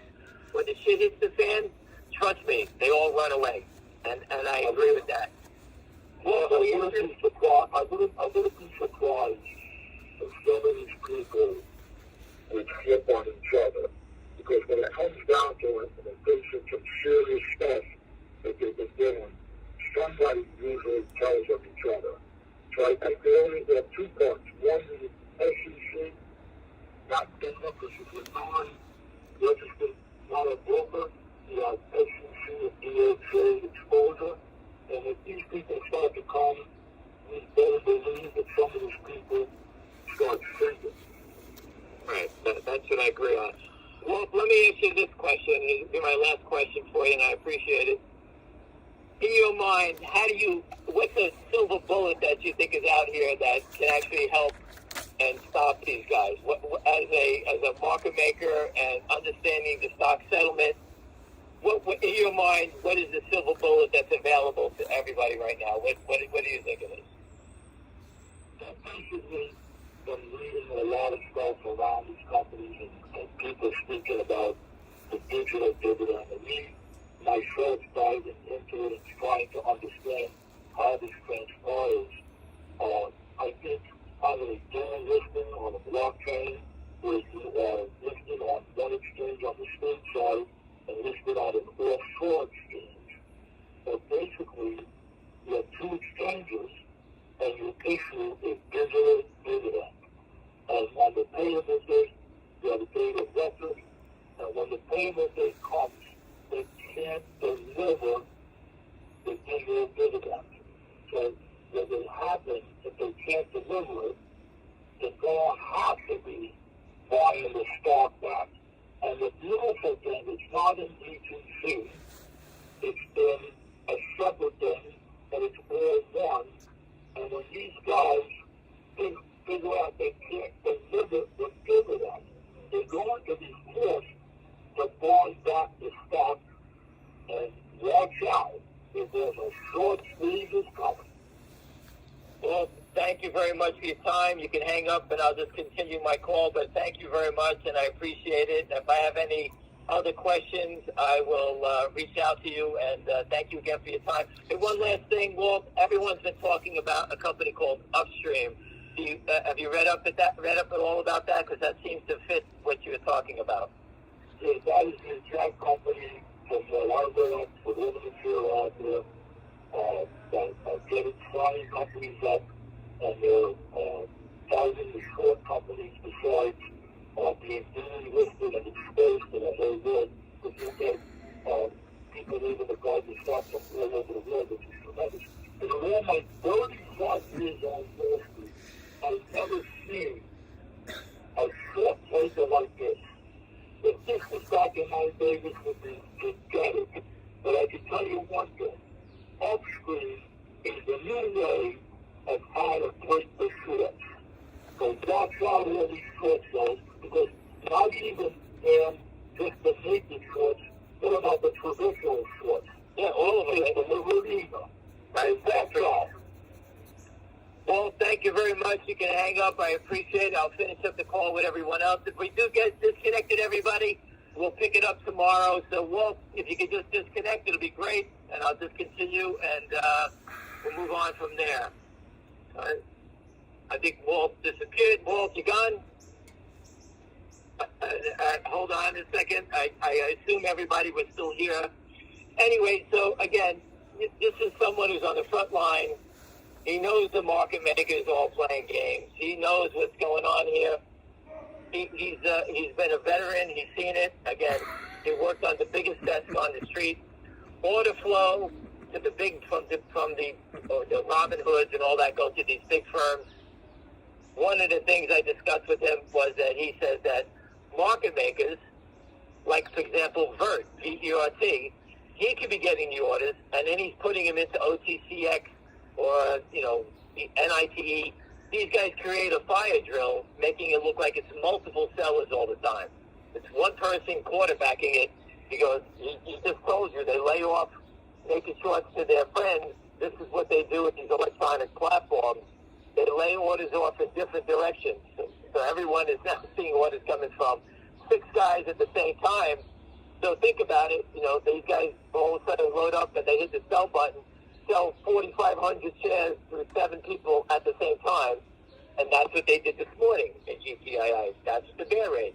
People sitting here looking for the stock to open to make a determination if they wanted to buy stocks. And what they do is they sell it at the market to create a panic. I told you the other day, they use people, you put your orders out there, you stop loss orders. For anybody who got taken out today with your stop loss order at $3, congratulations, you deserved it. I told you, educate yourself. This is the game. That's what they do. They do it to whether you got 1,000 shares, 10,000 shares. You just got taken to the cleaners because you were too lazy to understand everything about this. This is a fraud. We're teaching you every day new things. Understand it. I can't hold your hand on all these things. Okay, it's a criminal operation. I told you many times I wouldn't buy Apple computer. That's how criminal this whole game is. I don't get it. They don't settle any trades. They just sell, and they don't cover. And the big names, they're forced to cover. Why? Because institutions step in, and Apple at one price is fundamentally, it's worth whatever it is. Let's say it's $138. That's the level that they'll buy it. And Fidelity and all these big funds will step in and add Apple, or Warren Buffett will step in and they buy it because it's fundamental value. On the small caps, it's open season. They're here to blow your brain out, and that's all it counts.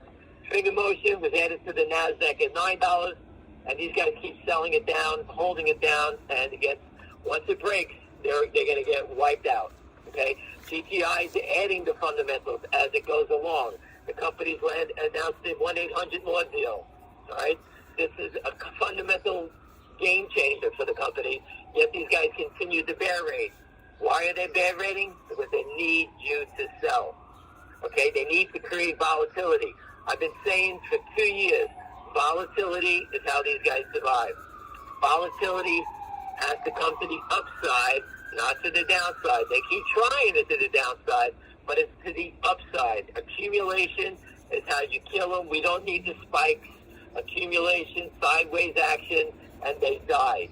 The guy just told the Walt that these guys need activity. They're playing these games. They have everything costs money. The cost to carry, which I explained to you. Walt uses a different language. Everything, they're paying fees. Buddy, take my 1,000,000 shares of stock. You hold it. It's a hot potato. Give it back to me in 10 days. I'll give you 10, 20 cents to hold on to it for me. These are all the costs to carry. They work as a group.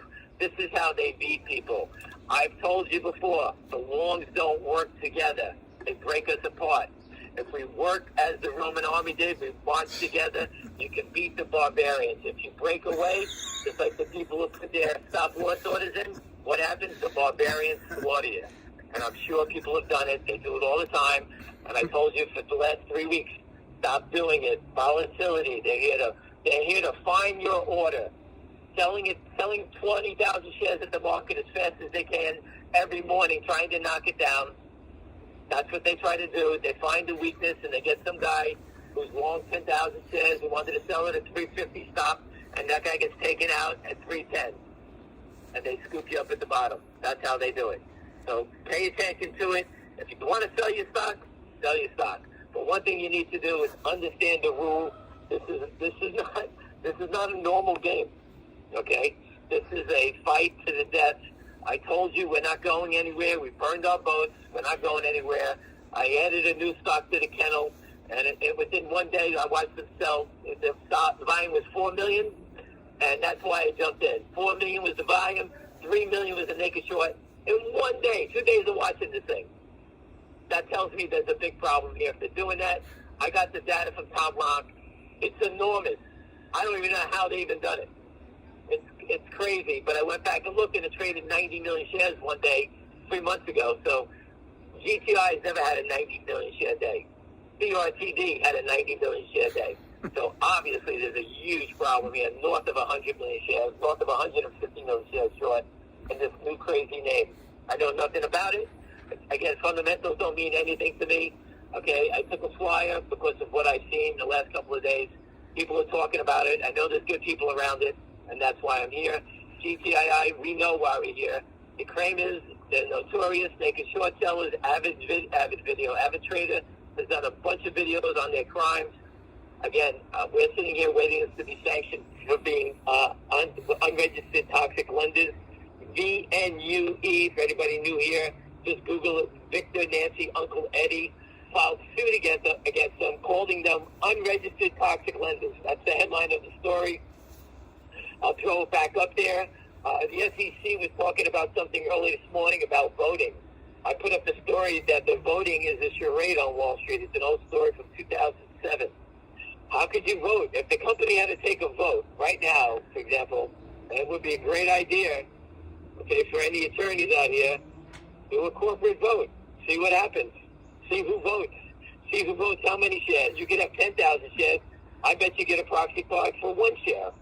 Because if Merrill Lynch has 5 million shares at the DTC and they own 20 million shares, the only votes they're going to get are proxy cards for 5 million.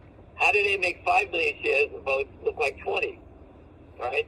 Think about that. People are going to be left out. So the voting charade on Wall Street, naked short selling creates this big mess because people don't get the opportunity to vote. And what the brokerage firms do is they split up. If you've got 5,000 shares, you're going to vote for 1. And they take your 4,999 other votes and they send everybody else a proxy card. I can guarantee you most people on here haven't voted before, and you can actually see that the voting card, if you get it, has the amount of shares that the proxy voted for. And I've seen it, and I voted for the Republican vote. I won in July 2007. Shareholder vote, and that's posted on Wall Street. The public companies, the brokerage firms, just skirted right over it. They couldn't care less. They have nothing to do. They could care less about anything. But again, the companies we're talking to, we're going to relay to them all the ideas to keep twisting it. The gentleman told you, and he's an insider, the way to get him is a special dividend. I've been yelling about a special dividend for a long time. That is the killer. And if they want to keep playing, GTI has gone from where it was Army. to almost $8 because of that warrant. You could think it doesn't, but that's what made it go. These guys are short the stock. Eventually, it just built, and then it bust out. Okay? These guys continued to short, but the more shares they sold, they have to buy them back. I don't care they sold stock at 6, 7. If you were short at 6 or 7, what would you be doing now? Everyone on this phone, including myself, would be covering and running for the hills. I'd be glad to take 3 points on 3 million shares. You'll never see me again. Okay, these guys can't cover because if they go to buy the 3 million shares and stop selling it, the stock will be higher than where they started it. That's the problem. All right, so the game goes on. We're not going away. If we're stronger, more people are following it. The education is important. Down is not the way to go. Up is the way to go. And, again, I'm just watching finger motion. Hardly trading, and these guys keep marking it down. It's down 80 cents. And since I looked at it, I'm not watching time and sales, but I thought it was around 350. We're at 352,000, and they just dropped the stock from, down another 12 cents on maybe 400 shares. I can't even, I don't even know what they did. GTII, after the early morning bear rate, the stock bounced back. People picked the bottom, and here we are again. I'm sure the number today is going to be 1.64, 1.6 million. I'm going to say 80%. Okay, with naked shorted. They sold it always down to 3. Remember, real shorts let the stock go higher. Naked shorts need the stock to go lower. It's the same pattern, same stocks. CRTD, we're here one day. The stock opened up. What did they do? Offer it down. Get it read. End the momentum. End the momentum. Accumulation is the killer. All right, everyone. Okay, well, 6 minutes to go. I'll let you go. Any questions? I appreciate it, and I want to thank Walt again. If you're still listening, thank you very much for your time, and we'll get you back on soon enough. Everyone, have a great day. Thank you. All right, guys, that was hard to hear. I want to just be clear with all you guys. I said it. You've heard it on these calls.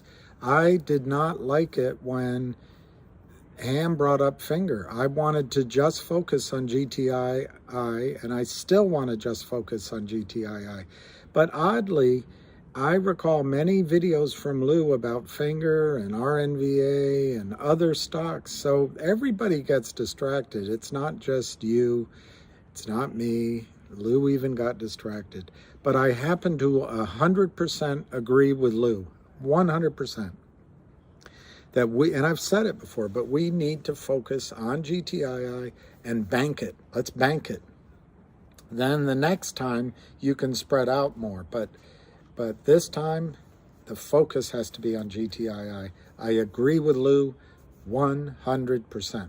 Just wanted to make that clear.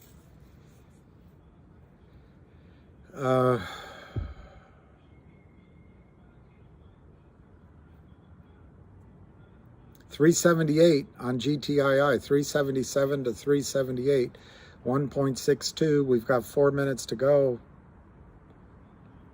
Well, Josh, I think it's okay, myself, I think it's okay to play with a little bit of money in the other plays, if just to stay interested. Otherwise, you're not paying attention. But if those run, then put it in GTII. That's my theory.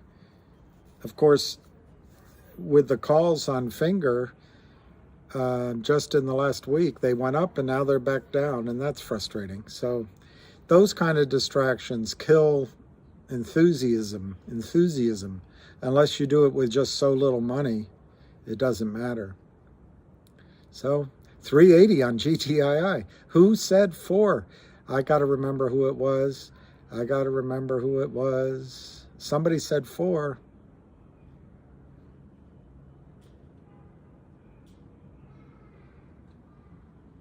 Yep, Tulip. That sounds like a strategery. Pete Cuccio maybe said it. Oh, AC. It was AC that said it. It was AC. 380, 377 to 379. I agree, SL. Susan Lee.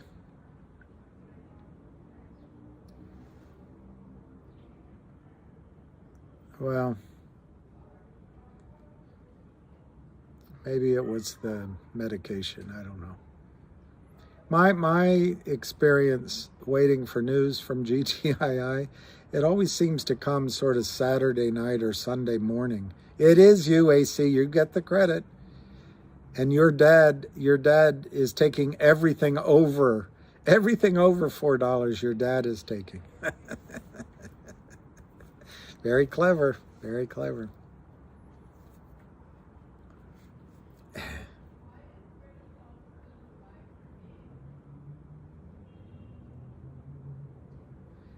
Well, a lot of you were asking about other plays, so I don't know what to say. We're all adults. I think, yeah, I agree with that. And I think Lou's right. I'm just repeating myself. I wanted to take GTII and then buy Finger, but then all of a sudden Finger ran. Because, okay, 359, 380 to 382, 359, 380 to 381, 380 last trade, 380. It opened at 387. Wouldn't it be great if it could close over 387? It won't. It won't.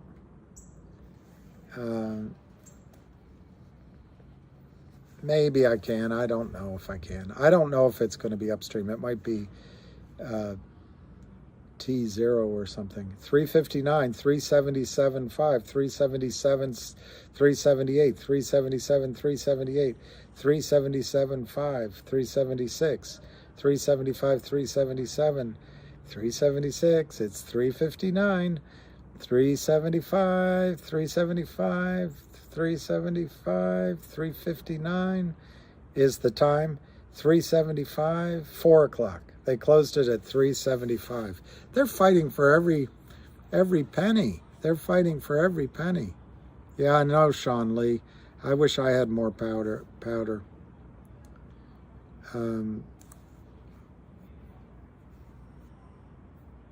Well, no, your ESP, we'll see. I think it's pretty good ESP.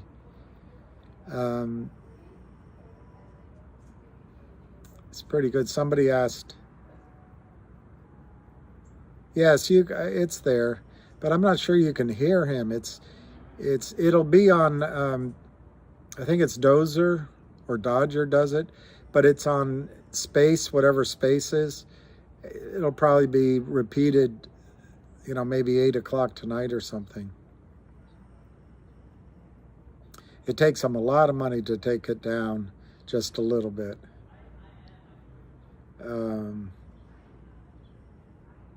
Wow, that's a good 500 at 375. I think that's good. What he was saying that stood out to me, a lot of it Hammond already said, but what really stood out to me, which you might have heard, is that once the jig is up, they all turn on each other. And it's just good to hear an insider say that.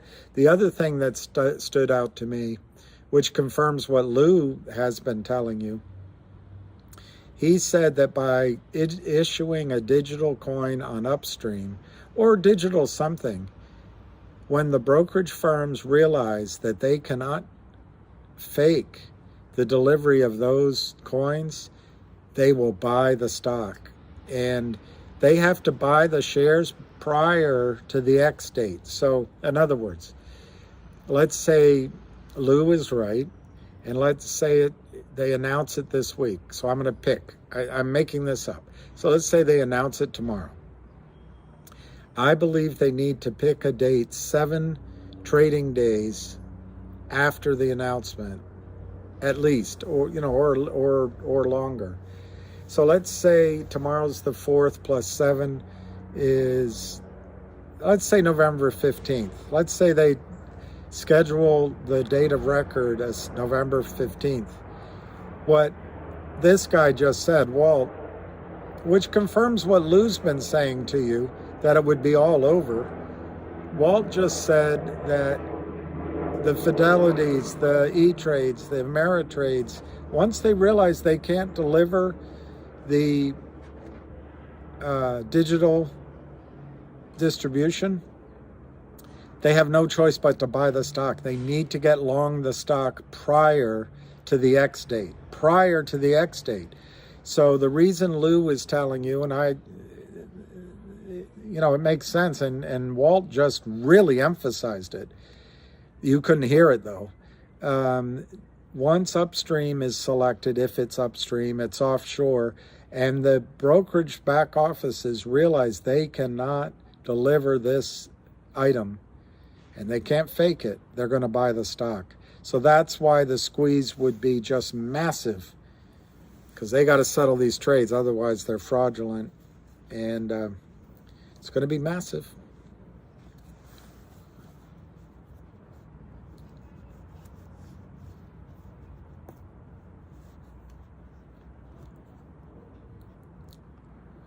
That's right, Eric Rosas. That was a sale. And Vinny G's saying something which I don't know what it was. Thank you, Joel. 3 trading days. Get out and vote. Early and often. Early and often.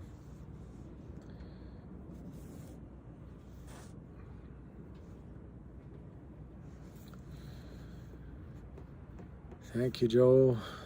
Vote.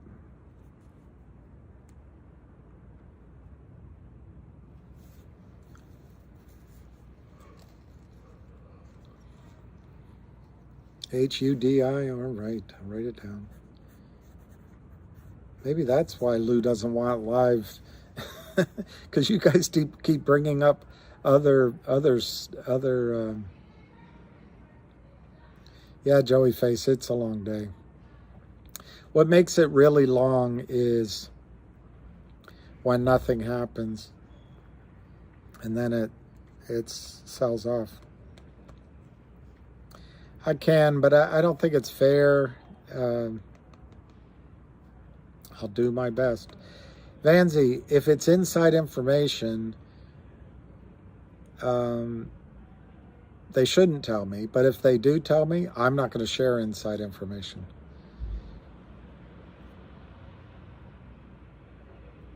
Which one's running?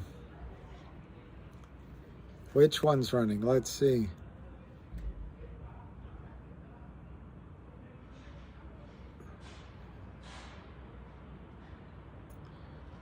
GTII shows some strength after the hours, but it really didn't run.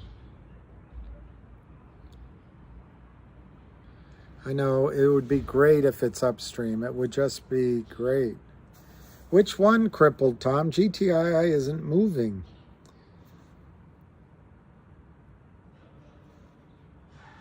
The finger's not moving. CRTD's not moving. I don't know which one you guys are talking about. Oh. Should I look at it at the risk of Hudai International Group? That sounds like another one that maybe Ken Griffin is manipulating. Wow. Wow. That stock opened at $35. Last trade was $105. It went as high as $155. And right now it's up $14 in the aftermarket. That's Hudi. That's an exact example of what could happen in one day with GTII. The only difference, this opened at 35. Let me look at the chart for 5 days. Oh yeah. I can't really see the price, it's so small, but it was much cheaper a week ago. So this is very similar to what could happen to GTII. So it's useful to look at it in that way.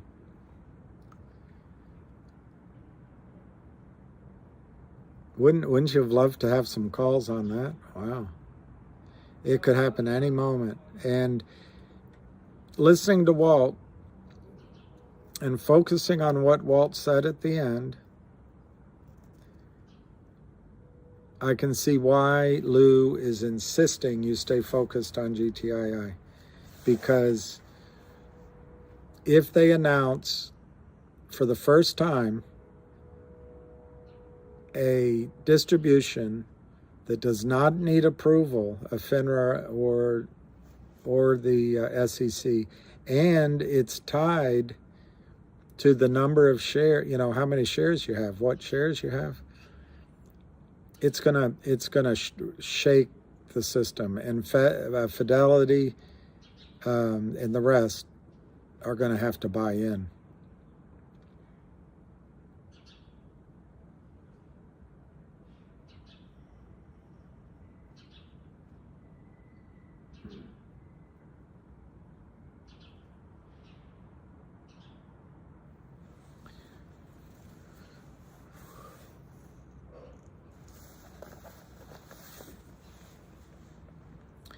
So I hope the Phillies win tonight.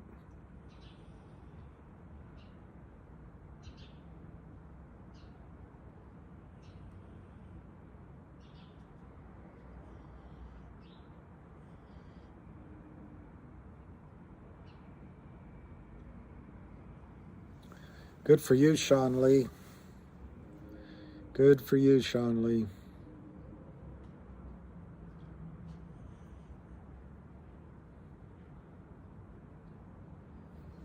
Isn't that what AMC did, issuing APE? Um,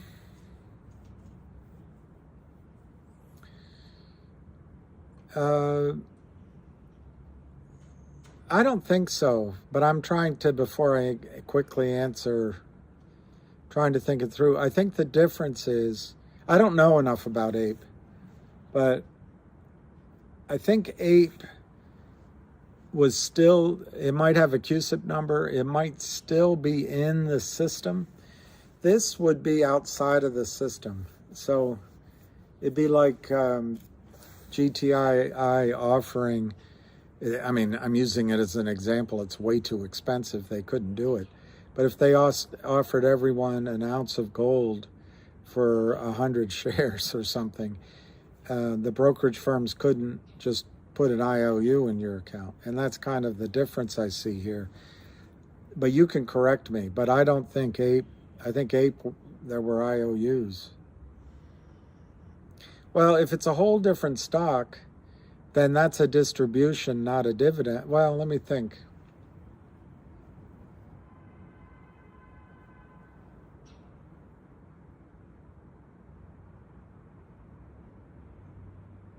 I think it's a distribution rather than a dividend. But in any event, it can be, the brokerage firm can put an IOU in your account and you'll never know it. This one, they can't do that. It was a non-taxable dividend, so it's kind of a stock split. It's a kind of a, it's a distribution.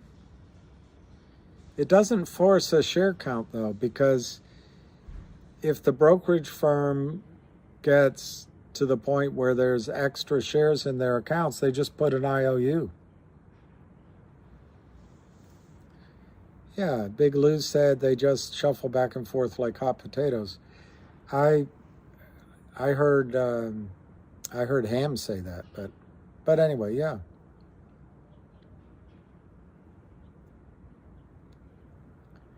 Benji, that's it. That's the question.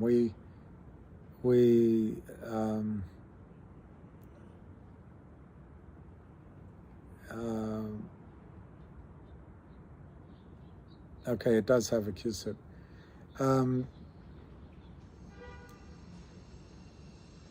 We all wonder what we don't know and why it's going on so long. And this guy, you couldn't hear him very well. I couldn't either. But Walt, he was saying that they all help each other. They all short and do all that. And if you have a friend, they might do a favor, but they expect to get paid. And they just keep, they all attack like wolves, like a pack of wolves. But as soon as it's over, they turn on each other. And all we're sitting here every minute, every second counting, well, why isn't it now? Why isn't it now? It isn't now. And as soon as we don't look, it'll happen, I guess. It was a split, and dilution doubled the shares count. Well, see,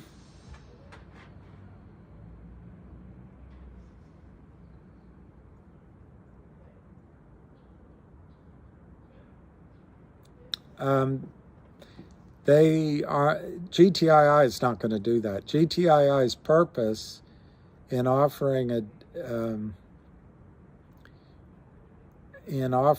a dividend is to catch out the shorts.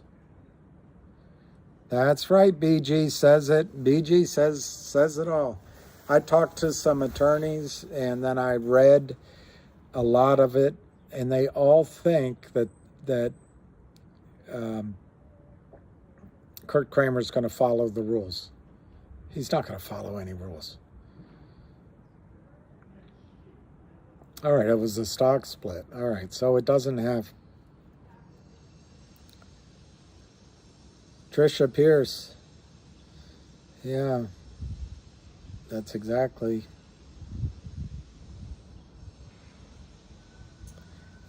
I have a feeling Blue is gonna take the prize. I don't know who's gonna win. There you go. Yeah. Yeah, that's it, Vinny. This has been going on for months. I think August 8th or something. So, yeah, so a stock split is not the same as a distribution of a dividend of a digital coin or a digital something.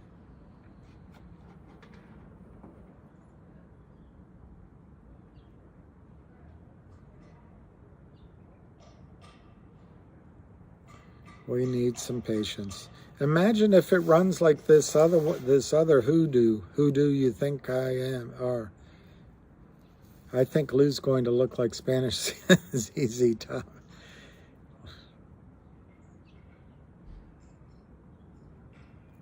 One more week. None of us know. But I think Lou's onto something. See, when they announce, let's call it a digital coin, but it could be digital something. But if you had patience, you'd be a doctor. Very funny. Doctor. If they announce it, it's going to have a record date. And that, what I just heard Walt say, which confirms Lou's urgency, is the record date. The squeeze will happen by the record date.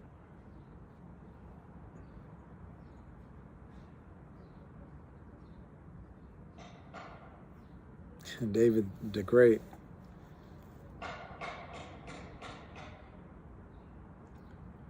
Well, I don't know. You can't.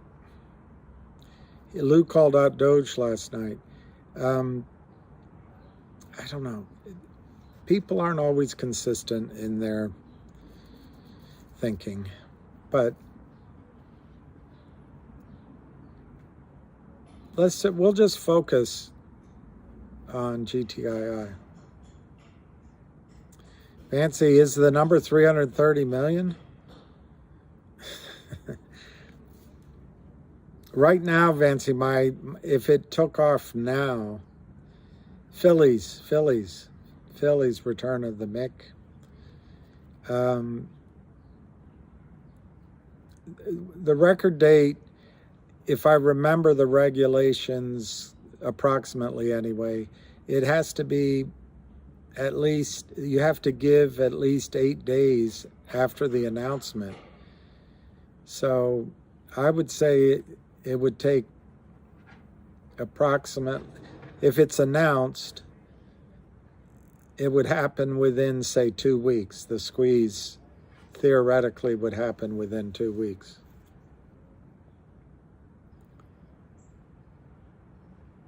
$200 would be great on GTII. Ziggy, Astros by 3. I don't know. We'll see what happens tonight. Astros have all the pitching, but I just feel like Bryce Harper is going to have a huge game. Fancy, if I had to predict right now, I would do it from 75 cents. So I would think the high in CRTD would be around $700 or $800. But I don't know a lot about it. And it's just a massive short. I wonder how many of those shorts are somehow legitimate. I don't know. I don't know enough about it. That's my bottom line. But it's a massive short. 330 million. They only have 20 million outstanding.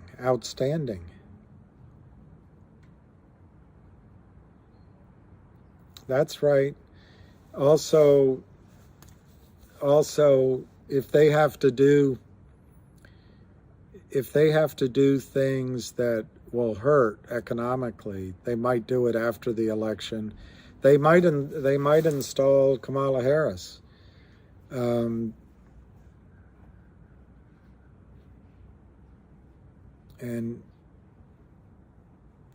I mean, she's got to have some talent somewhere.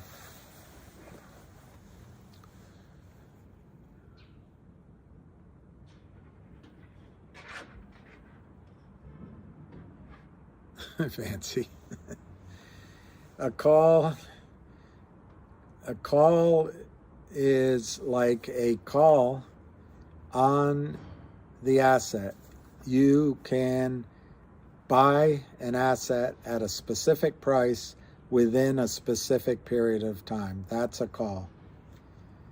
A put is you can place the asset. You can put the asset to someone else. You can sell it to someone else within a specific period of time at a specific price. So when you own a put, you're betting the stock goes down. When you own a call, you're betting the stock goes up. And then there's strategies all around it, butterfly straddles and, naked straddles and lift your leg straddles and all this kind of crap. But the basic thing you can do if you own a stock, you can sell calls against it, which in a normal situation is what I would have recommended on Finger. And you would have been able to buy them back now for a profit. But a call is a call on the asset. It's an ability to purchase that asset at a specific price within a specific time. A put is the ability to put it to somebody else, give it to somebody else at a specific price within a specific time.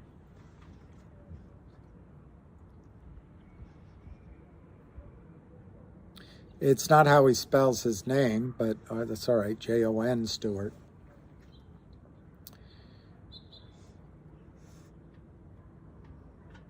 Only money, it was selling covered calls. David Hensley, I did that at the turn of the century. A friend of mine called me, you got to buy all these stocks. And I literally bought all these technology stocks in March of either 2000 or 2001, whenever the peak was. I was down 50% in a week, 60% in a week. But by the end of the year, by selling covered calls, I got back to even.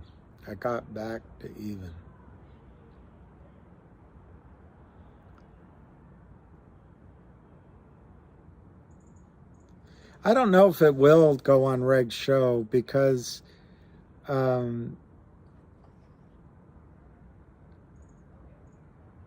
don't know how they keep track of the long sales sold that never deliver.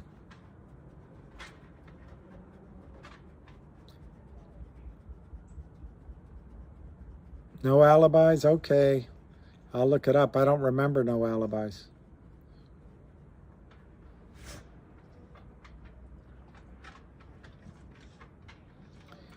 Which things to reference back on? I can do it, but I don't know. I've been saying so many things. Jennifer, I think so. I think, I hate, because I'm sure there's lawyers out there, but I think since the 80s, there's so many lawyers, and lawyers are trained to win, not the truth, not fairness, just to win and settle. And it started with Bill Clinton. What's the definition of is? But that's just an example. They all do it. They push all the rules, try everything. And then on top of that, the financial systems are so out of whack. And I think it really started under Bill Clinton, but certainly the Republicans did nothing about it. The lobbyists can lobby everything with money, and there's the revolving door on drugs and big pharma, military, finance, the press. It's totally crap. Ms. My man, I think GTI. I think if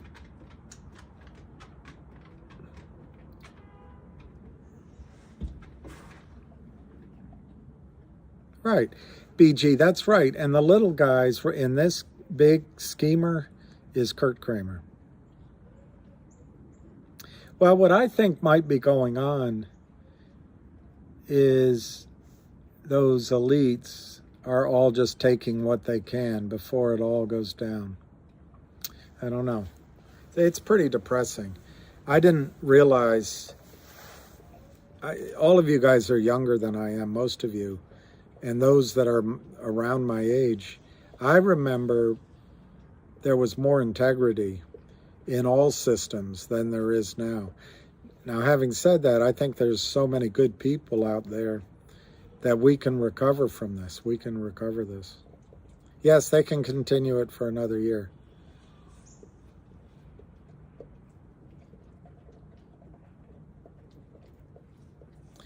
Yeah, I see, Jennifer. I've always been skeptical about DeSantis,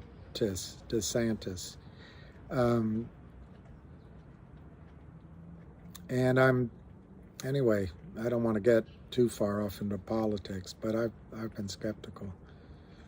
I think it'd be interesting if Tulsi ran as a vice presidential candidate on one of the tickets. I'm going to try to say neutral. That might be really interesting. Kurt's going to have a very blue Christmas. A blue Christmas. Kenny G pays everyone, and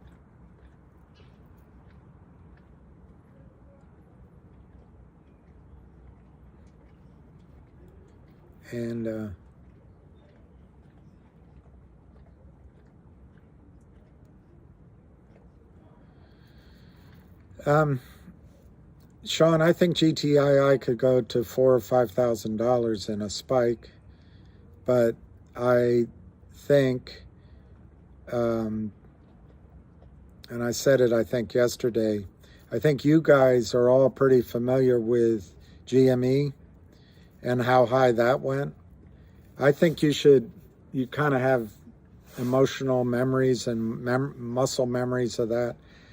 That would be a good parameter within which to trade to make sure that you had a nice payday and got your money off the table.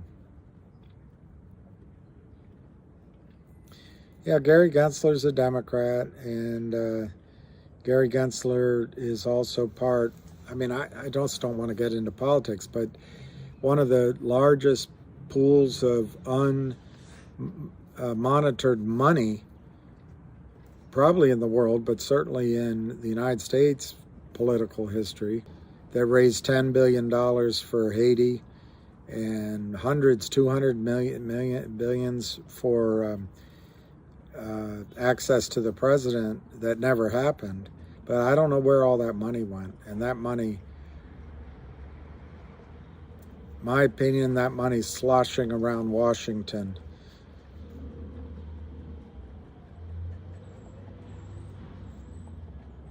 I don't know. To say that Trump is too divisive, have you listened to Joe Biden? Have you listened to Hillary? Those are some divisive mofos.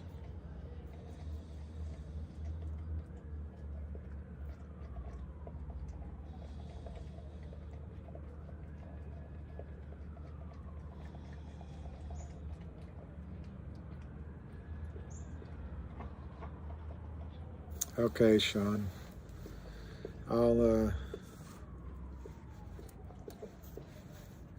Yeah, unbelievable today. You got a chance to buy.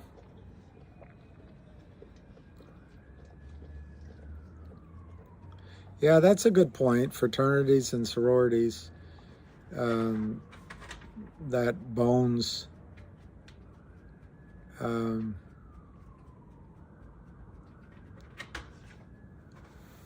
Yeah, hey Rod, Kenny is just he's Scarface, as Ham says.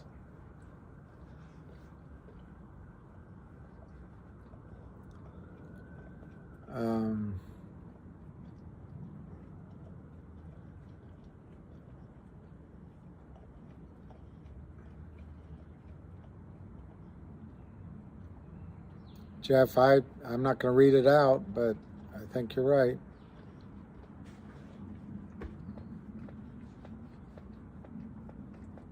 No, I never have met Kenny.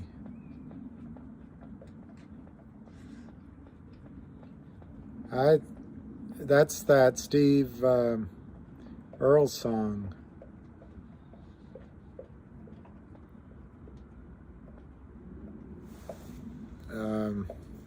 Republicans drink whiskey neat, and the Democrats rehearse.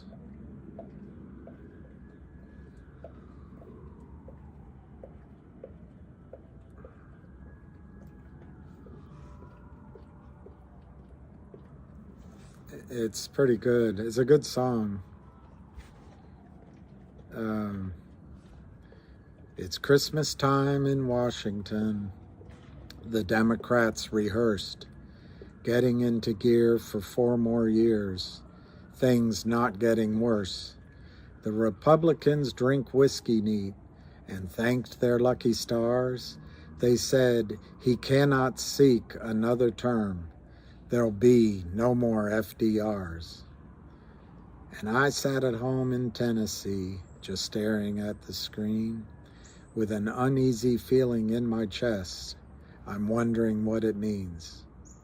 So come back, Woody Guthrie. Now come back to us now. Tear your eyes from paradise and rise again somehow. If you run into Jesus, maybe he can help you out. Come back, Woody Guthrie, to us now.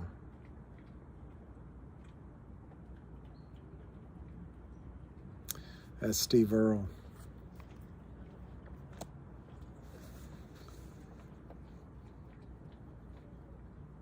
Yeah, that's right away today. I think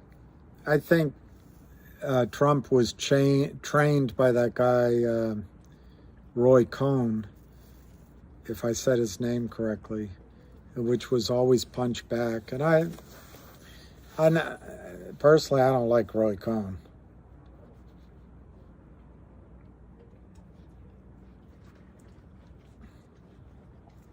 Yeah, I like that we all respect each other.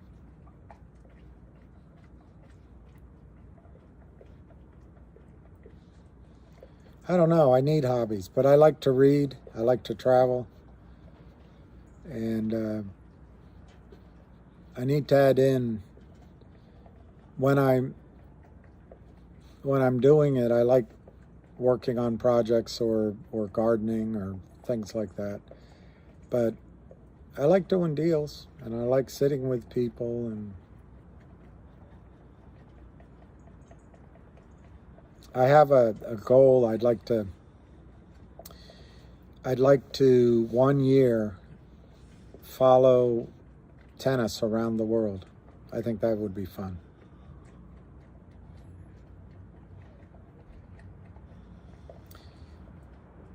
A lucky stream. Maybe short killing's a hobby. I don't know. I never thought. And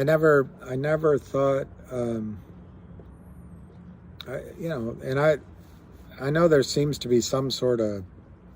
Anyway, I won't go down that path. But I never thought this would go on like this. And Monday, I thought Finger was going to run. I still think one of these days Finger is, because I've told you, I think LIND partners are, I can't think of a polite word, but I think they're just going to fold. I just think they're going to fold. And then, imagine if the money that people make in Finger goes into GTII.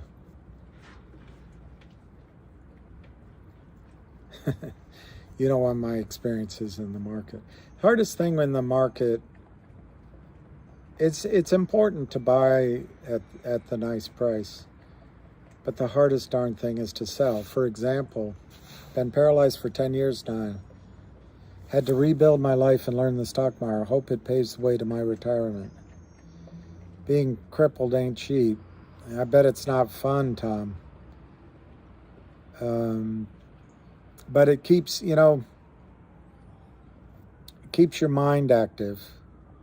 I don't know what obviously no one wants to trade off anything, but I think to be able to have a good, smart mind, that's a good thing. But I don't know. Are you paralyzed?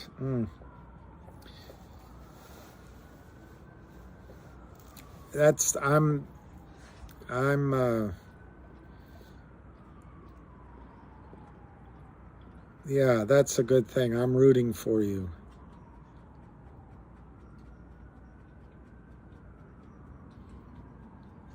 Well, Woody, there's a lot of single women in D.C.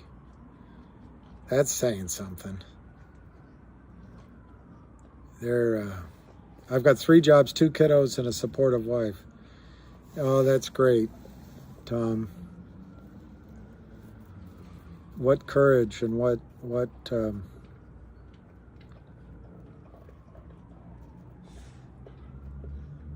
endurance, what life. I don't know. I just feel for you, and I don't know what to say because there's nothing to say. I mean, we each have our things. I have some things, that I carry, but it's nothing like that. It's nothing like that.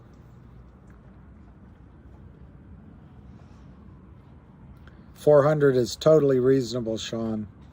400 is totally reasonable.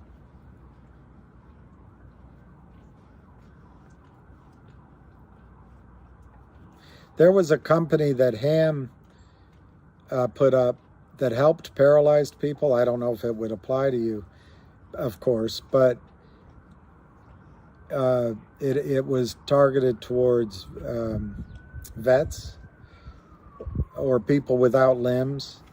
And the shorts obliterated it. I like 5,400 as a peak. I agree, save pop culture. Low volume happens before a big crease. I agree.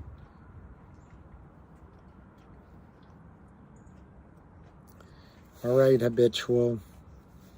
I don't feel sorry. It's just, oh, you're an iron worker? Wow. I don't feel sorry. I just stumble around with what to say because I don't want to sound patronizing either. But I admire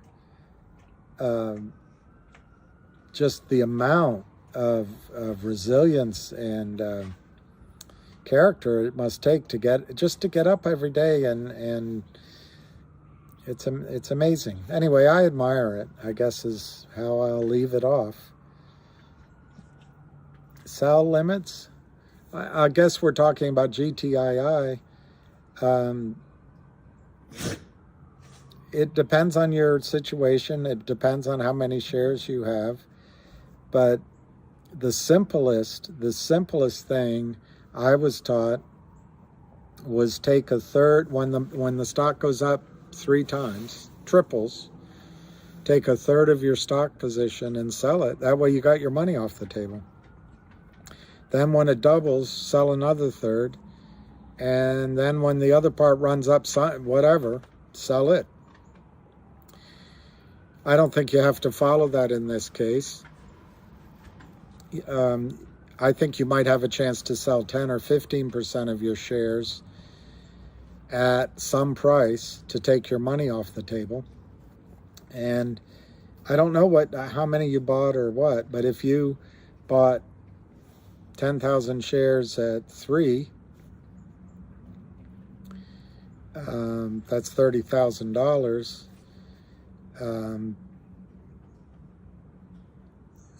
To get 30,000, I think you'll have a shot selling 1,000 shares at 30, and then you've got 9. Yeah, I mean, you can do this for 1,000 shares. I'm just using something I made up. And then you've got 9,000 shares you can sell at different prices on the way up. But you need to have GTC orders in. My own sort of looking at charts, I did it about almost 2 years ago, back when I thought GTII was going to squeeze any day now. And most really good squeezes go up 15, 20, 30 to 100 times where they break out. So I think 10 or 15 times 5 in this case are really solid targets. And I think 100 times 5 is also, because of the massive amount, the trap short, they can't do things. I also think that's completely plausible. There are some extreme shorts situations that go up thousands, and that's why I say some of those higher numbers. But in this case, I think it could go to 1,000 or 1,500. But I like Lou's admonition to you to basically what you have to do is you have to decide whether you're going to get out in the soft underbelly of the, the easy area where the trades happen. If you're going to get out, in the body or maybe on the back of the tiger, or if you're going to try to get out at the mouth of the tiger. It gets riskier and riskier as you go higher and higher with your numbers. Oh, that's nice away today. I love that. Full-time single dad. I hope this works for you.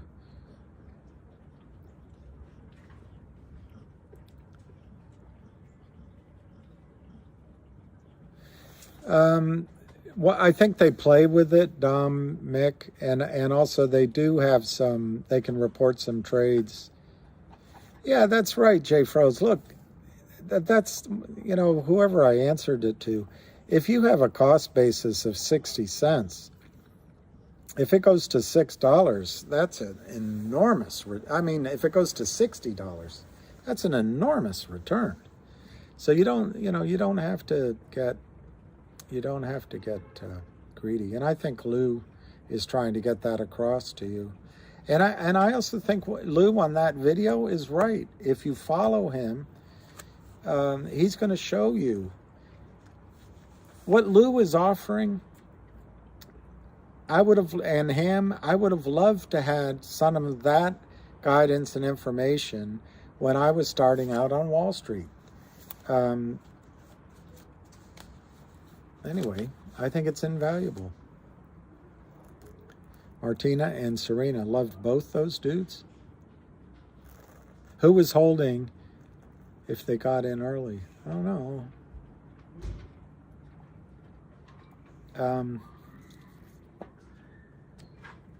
I'm a little different than that. I try to figure out where it could go, regardless of what price I paid. But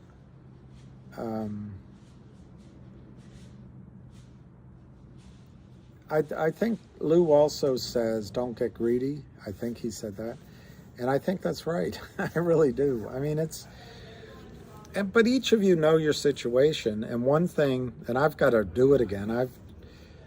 I do it every sort of 60 days, and then it just goes on and on. But you sit down and you see where your orders are, and you kind of see what goals you have, from I'll be really happy if I can do this. Wouldn't it be great if I could do that? And shoot the moon for a little bit of it. But have those targets in mind so that in the heat of the moment, you take it, because you've got to be a robot. You can't be emotional. You've got to just go take it. Because whatever you sell at, whether it's $10, $100, $500, it's going to be at the most 1 or 2 or a few days, a week, and then it's never going to be there again. So even if you miss the high, at least you took something off the table. And the way to do it is if you sit down and you say, I want to buy my kid a college education, and I'm going to need whatever it is, 150 grand. I've got 10,000 shares.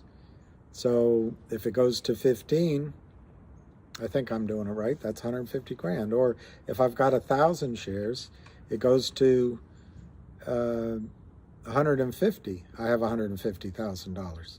So you can just have a plan so you're calm. If you have a plan, you'll be calmer than if you're just shooting from the hip. ADT 501, I don't think anything will stop this squeeze. I don't think anything will stop this squeeze. But war, they could close, they could go to war and close the markets for 6 months.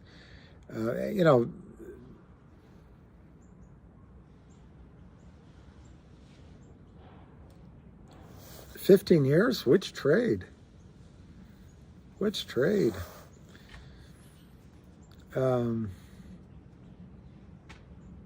Yeah, you have to consider the taxes. One of the reasons I haven't traded my any of my GTII, it's all long term.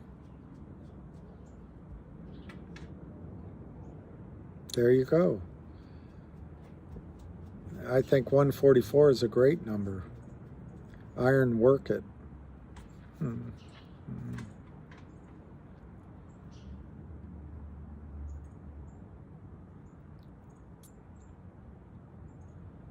Well, I think that would be a great number, low 100s.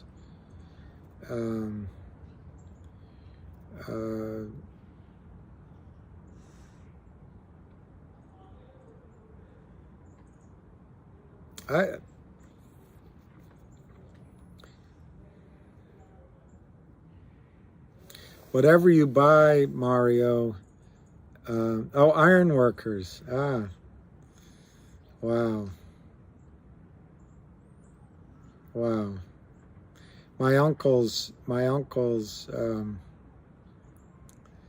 work, I don't know if it was iron work, but my one uncle who died, he was great. I know he fell from scaffolding onto a concrete floor. He was never the same again, but you do pay state and federal taxes on capital gains. The coins, I think, Dom, Mick, if they're still available, they won't be, but I think you should buy a bag of silver dimes, that the old ones, or a bag of silver quarters, or a mixed bag. But probably silver dimes are the best. It's conceivable that the financial market will come to a point where you need to buy a tank of gasoline, and you can do it with silver, but silver coins, but you won't be able to do it with anything else. And if you have an ounce of silver, and let's say silver went to $500 an ounce, you're not going to get change for that ounce. So if you go to the gas station and give an ounce, it's going to cost you $500. So I think you need at least one or a couple of those bags if you can find them and if you can swing it, so that should it come to that, you can use smaller denominations, and everybody will know by that time how much actual silver, if it's 60% or whatever it is, inside of those coins. But if you do order those bags, don't open them. Don't open them, because if it comes that nothing really bad happens, but silver goes up, you can always sell them back with the seal on it, and if you don't open it, they'll take it back. Otherwise, they got to count it, and it gets all nightmare. So don't open anything. I think ounces are better than those bars. However, it's all the premiums are getting so high. So if you don't have as much silver as you want, buying bars and whatever's cheaper per ounce stretches your money. But I also think, and that's why I would recommend using, I think it's gold, silver.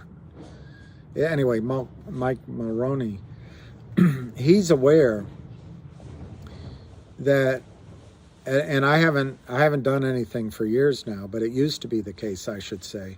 He's aware that if you buy U.S. coins, you know, U.S. silver dollars, silver ounces, it's a U.S. coin, and you sell it for a profit, you don't have to pay taxes. At least that used to be. You got to check. I don't want to give bad advice, but that's one reason to buy the U.S. silver coin instead of anything else. But you don't have to buy. You can buy half ounces and quarter ounces, just like with gold, and then I don't know what you're buying it, what reasons you're buying it for. Silver is heavy. It's really heavy. So, and so's gold, but gold's worth more. So maybe you should buy some gold. Who's Steve? Where's my check?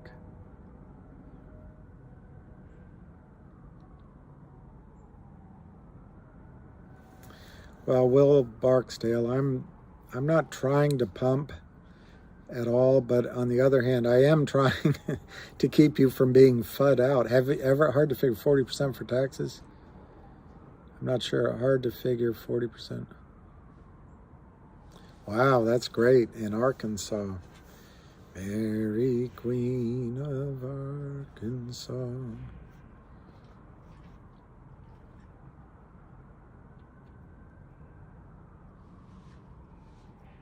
Is Joe the B guy? Joe, well. Oh yeah, the Canadian mint's good. Canadian's mint good. The only thing I'm trying to tell you though, the Canadian mint is beautiful, and the Australian mints goes 4 9s, and that's very valuable. The Somalian elephant is popular, but what I'm trying to say is tax benefits. There are tax benefits, I believe, to buying and selling U.S. Silver coins. Silver. 302 today. Joe H went in at 302. Oh, it went to 302. Well, 167, 191, $2 by Friday from Joe. He must know. He must be working with the shorts.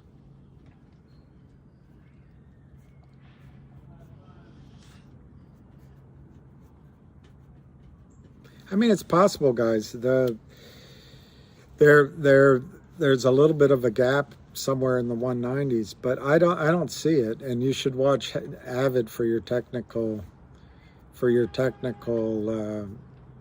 insight. I think there's strong resistance. I'm trying to remember what price it was, but there's an up, there's higher lows, and it keeps being higher lows, and that's a strong resistance line. Well, apparently Joe sold all of his shares on the opening tomorrow, so why are Canadian coins and wheels square?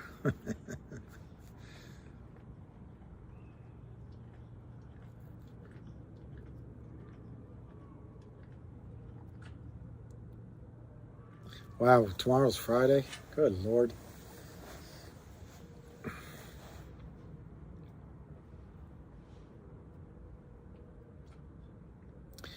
Well, Shaq, that's interesting. It's one reason I haven't changed a single order, because I wonder if when you cancel one, if they'll let you put another one in. But one thing you can do instead of GTCCs is do day orders, and try that. Try day orders, and then you just have to do it every day. Pain in the neck, I know, but they might accept that. Well, there's Joe giving no reason, but he's predicting $2. Guys, it could happen. I mean, in life, if you're always negative, that's usually, things happen that way. But remember, Joe was the one that pumped the stock. He said that it was going to go to 500. He said he was buying 250. He said he had this average, and it was going to go and strong and all that. And then all of a sudden, Joe decided to sell it on the opening yesterday. It might have been the day before. All of it, sell all of it. That's the classic pump and dump. When you pump and you get everybody else buying it for massive numbers, and then you take a quick profit, that's pump and dump. So you point one finger at me, 3 fingers are pointing back at you. Well, he does seem to be a narcissist.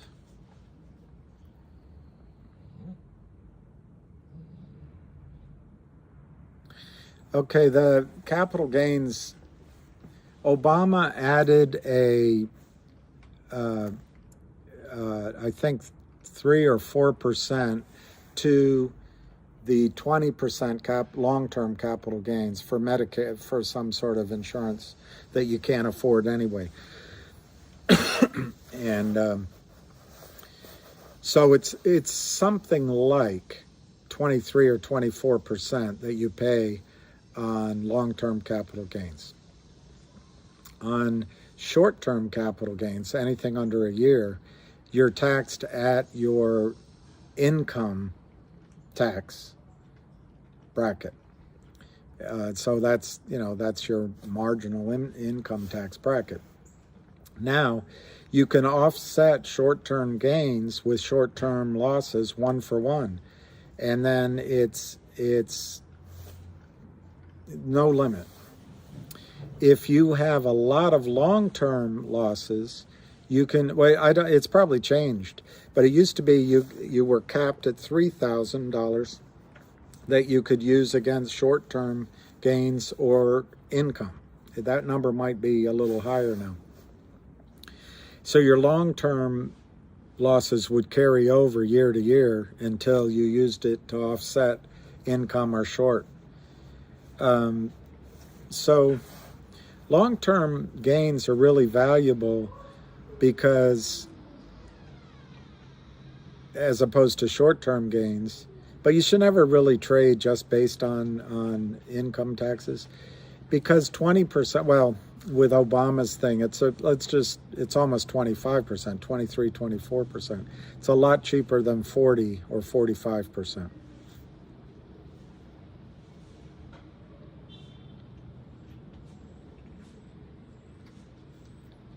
Guys, I used to actually take Joe seriously because I thought he had a lot of good things to say, and he might, but he seems to be a really smart, quick guy to manipulate.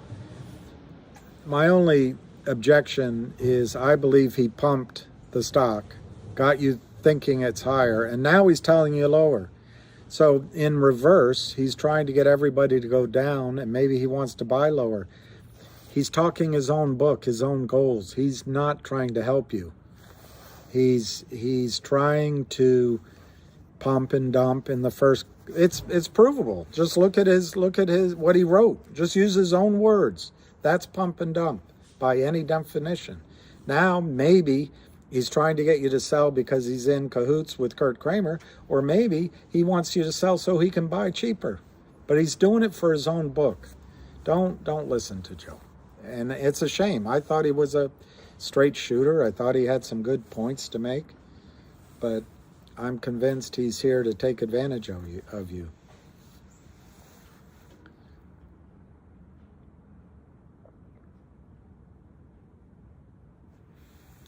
Yeah, manipulator.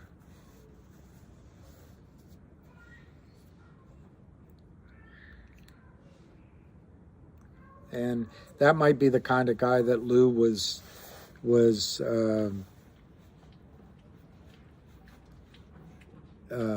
warning against. Yeah, Joe's going to wait for 2 to go in, if you can believe it, and he'll send you some statement that says he got in at 2. I wonder if he can buy 250,000 shares or 500 at 2.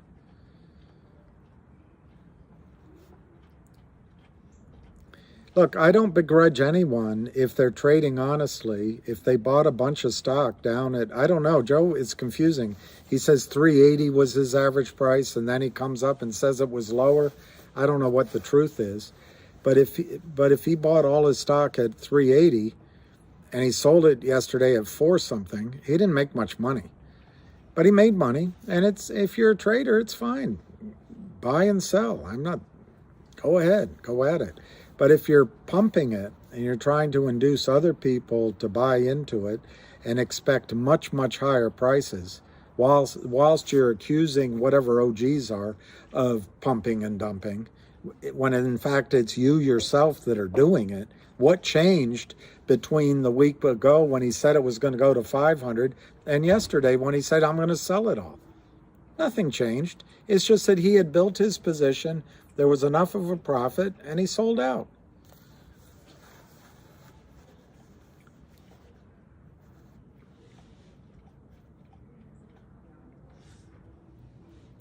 Okay, I will.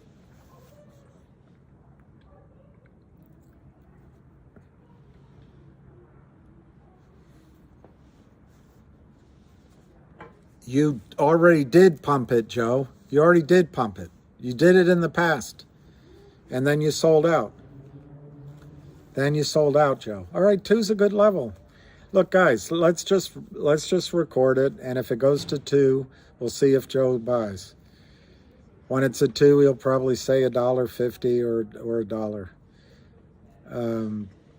But we'll just take it on the record here. I've already pointed out on the charts there, to me, who doesn't know what he's doing with a technical chart, there does seem to be a gap around $1.90.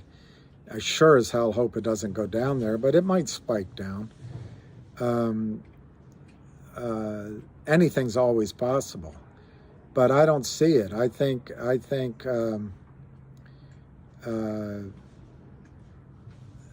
today's action was really strong, really strong. They tried to run it down with Joe's help, and there's one other guy too on Twitter, and they couldn't do it. They tried to do a bear raid, and yes, it closed slightly down, but they just couldn't break your will and your strength.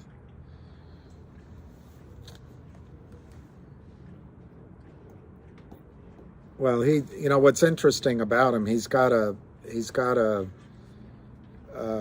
Twitter profile that goes back to 2009, like he's really been around and he's, you know, serious. But it's got three entries, all at 2 o'clock last night or whatever it was. So anyway, enough on him.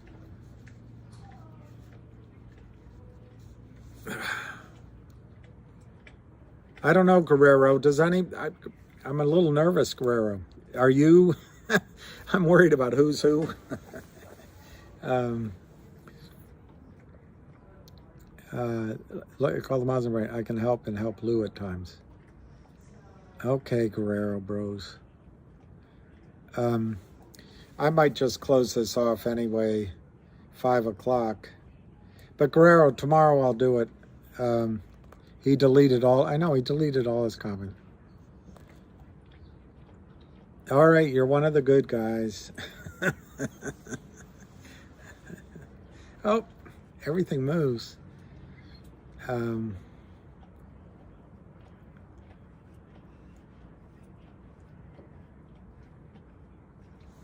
Yeah, that's right, Keith. That is right. Hey, I can buy a bath and towel set at My Pillow. All right, it's 5:04, 5:05.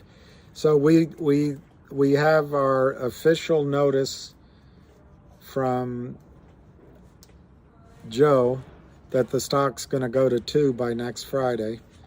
And Crippled Tom, keep them moving, won't you, Dan? Yeah, Ham's call, you can go back. I thought it was juicy because he had on this short seller, and I guess the two things that amazed me is, well, three things. One, they all work together, and they have guys like Joe. But that wasn't new information, but he confirmed it. Secondly, when it folds, it happens all at once. It's like he had a baby crying, but when it folds, they all turn on each other, and it's shoom. But the other thing that relates to us is what Lou's been talking about, is we're going to have a digital distribution, apparently, and I believe so because they announced it back in August. Well, Walt was saying that if it's done with Upstream, or there's one other service, it's offshore, it's outside of the SEC, DTC, FINRA system. So the point is that the juicy part is, if it's announced, they give a record date. And what Walt said is, as each of the brokerage firms realize they don't own real shares, they're going to panic buy before that record date. So that was the juicy part.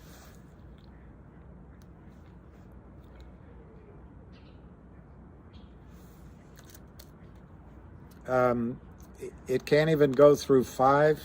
It went to 9. Don't just take it. Do your talking, walking.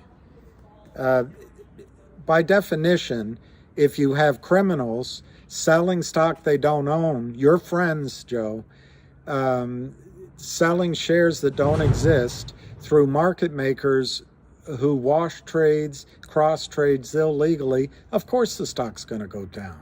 I mean, come on. There's no support at 2, Joe. If you're just making that up. There's no support at 2 on the chart. There's nothing there. There's no support at 2. It's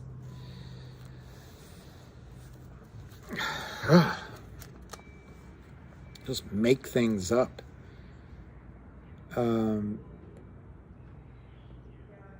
Yeah, it would be great, a digital coin, but Michael, it might be a digital dividend of some kind, just as effective. Either way, I have no idea what I'm talking about, sir. Okay.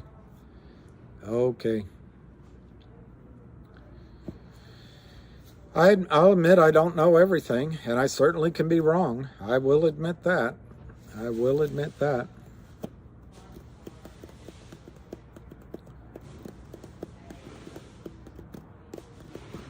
Yeah, he might even be one of the Kramers. And he wants us talking about lower numbers. Guys, the numbers that are going to happen are much higher. And Joe is a piker with 250,000 shares. It's nothing. When the buy-ins come, I don't know if you noticed and I missed it, and then I had to go. I didn't see it when it came around again. One of you all said that there was a legitimate count and analysis that said that the shares short in GTII were much higher than 200 million. I can't confirm that, but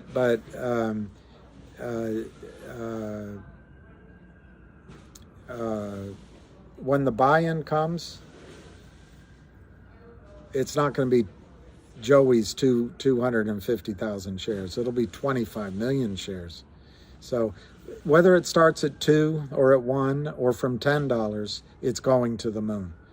And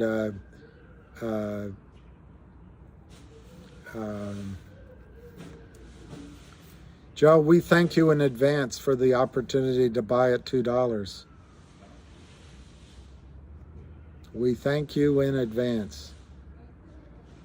And tell your pals, the Kramers, tell them that you don't want to be part of RICO. Okay, Joey?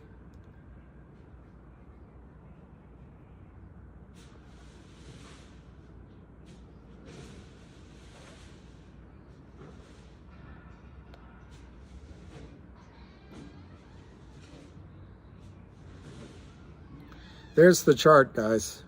Now this is a short-term chart. Do any of you see support at 2? It's just made up. It's just made up. Trust Ham. Of course you got to trust Ham. And you should listen to Ham in above and everybody. All right. Yeah, that's a good that's true, Sorensen. The fact that he's working it with a guy he says doesn't know what he's talking about, and a guy that he calls long-winded, I think it shows that he's a little concerned. He's a little concerned. There you go, Aaron I. If it hits 2, I'll buy more. I'll sell my dog. No, I'm just kidding. I wouldn't sell my dog. He's not under my skin. He's just... I get annoyed that people like that... oh, good. Buying 600 at 170. Good luck, Joe. How much did you sell yesterday, Joe? I trust Ham, Avid, and Lou, and the Doc, and the GTI Army, and that's about all I trust. And this is all I need. And this chair, and that's all I need. That's all I need.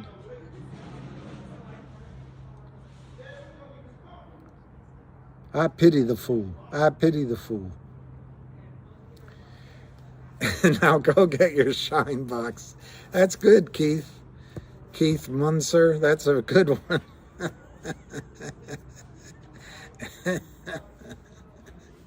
Now go get...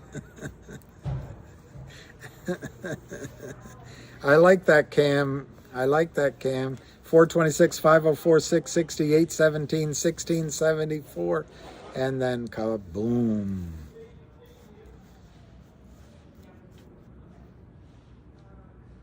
When this runs, my wife said she will let me use my special purpose.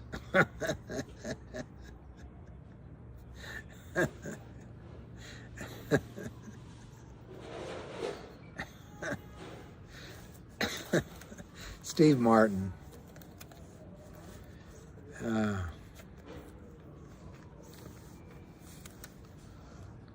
How about the fibs? How about just the fibs? Yeah, happy ending. Guys, I mean, you know, seriousness aside, anything can happen in the stock. And there's always a chance that it can have a bear rate or a spike downward, or, you know, something negative can happen. If that happens, it's just coincidence that our boy is correct. I don't see it. I don't see it. I think the biggest thing coming is there's going to be an announcement of some sort of digital event, 1. 2, the warrants are being exercised. And in their dreams, they would like to see this stock go below the 275 strike price. But even if it does, already enough warrants have been exercised that the company has a lot of cash. That might be announced. Remember that. And 1-800 law firm, 1-800 law firm, $80 million in backlog, $30 million in income, announced they're going to finish by the end of the year. And the CEO said he's all excited. He's ready to go. So we'll see. We'll see if announcements work. Now, my opinion is when there's good news, the Kramers will try to sell it down. But the Kramers are on last gasp. If they're using this particular strategy, it means that their strategy of sell, stocks up, sell, stocks down, sell, stocks sideways, sell stock that doesn't, and then when they can't locate the shares, lie about it, move it around. Just like Walt said, move it to different accounts, put it from one LLC to the other. always shell gaming it.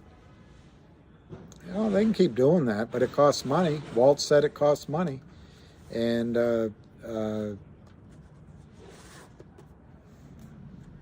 I think time is short.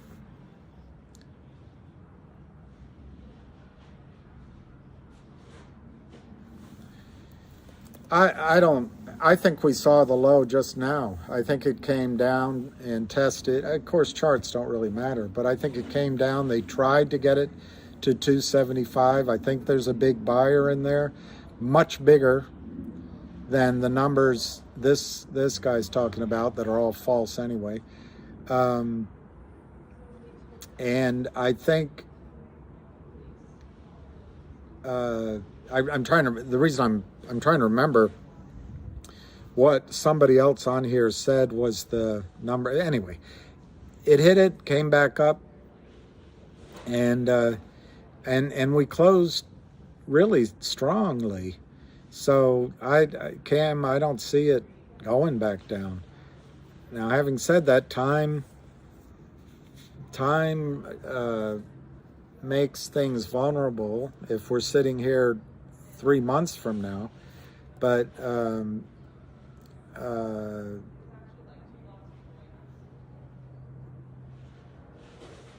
I think the news by the end of the year, I just said it. We know the things that could come, and there's a buyer in there. And I think Fidelity is in trouble. I think TD Ameritrade is in trouble. And unless the brokerage firms want to join Kurt Kramer in criminality, and what this gentleman is might be swept up in RICO charges, they're gonna buy in. They're gonna buy in. And when it happens, you heard Walt.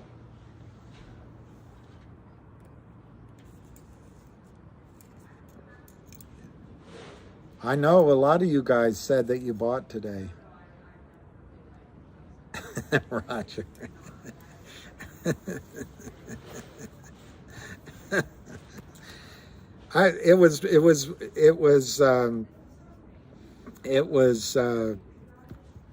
Look, this guy is giving you advice. He just admitted that he lost $277,000.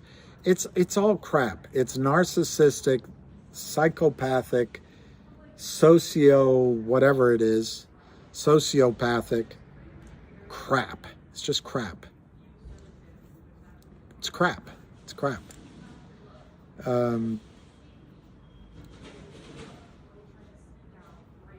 Keith, some of you guys were hilarious when that guy was talking.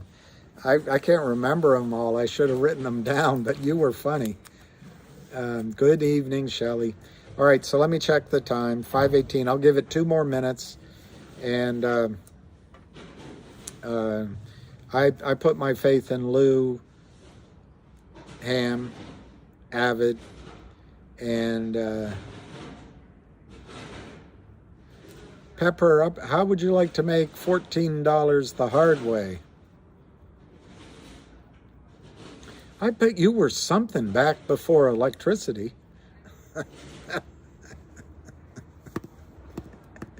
Oh, but that hat looks good on you, though. Why would the Kramers need it below 2? I think they need it before. I think they need it before $2.75. That's what I think, and they couldn't do it today. And we'll see. We'll see. Go Phillies tonight, and let me just check if it's 1 more minute. All right, 1 more minute. Go Phillies tonight. Bryce Harper is going to hit 2 home runs, and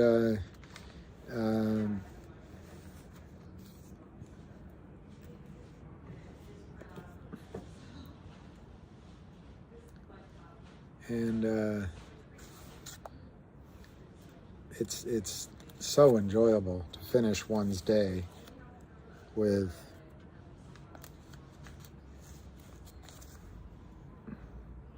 yes, they have to buy them all back, but they won't. It'll be the brokerage firms. It'll be the brokerage firms. All right, Guerrero Bros. I'm going to remember you tomorrow, Guerrero Bros. And you guys are all the best. Hold strong. Doesn't mean we know each thing perfectly, but if we stay together and focus, I agree with Lou, we'll focus on GTII. We'll get rid of all these cockroaches. You know who I mean. Yeah, I trade options, but of course, I was giving you advice on the finger options, and I didn't follow my own advice, so I didn't take a profit. I'm flat right now. But yeah, I trade options. They're not. I do not advise trading options. I do not advise trading options. If you make money, you think you're a genius, and the next 12 trades you lose money. But in the case of finger, the setup is so enormous, you can risk a little bit of money. And if it works, you just have a huge payday. But I wouldn't go whole hog, and it's not financial advice. Thank you, Shatid. I'll see you guys all. All right, Keith. And I'm gonna watch the game tonight. So anyway, as ever, peace, love, and happiness, and sleep tight, and que sera, sera. So cheers.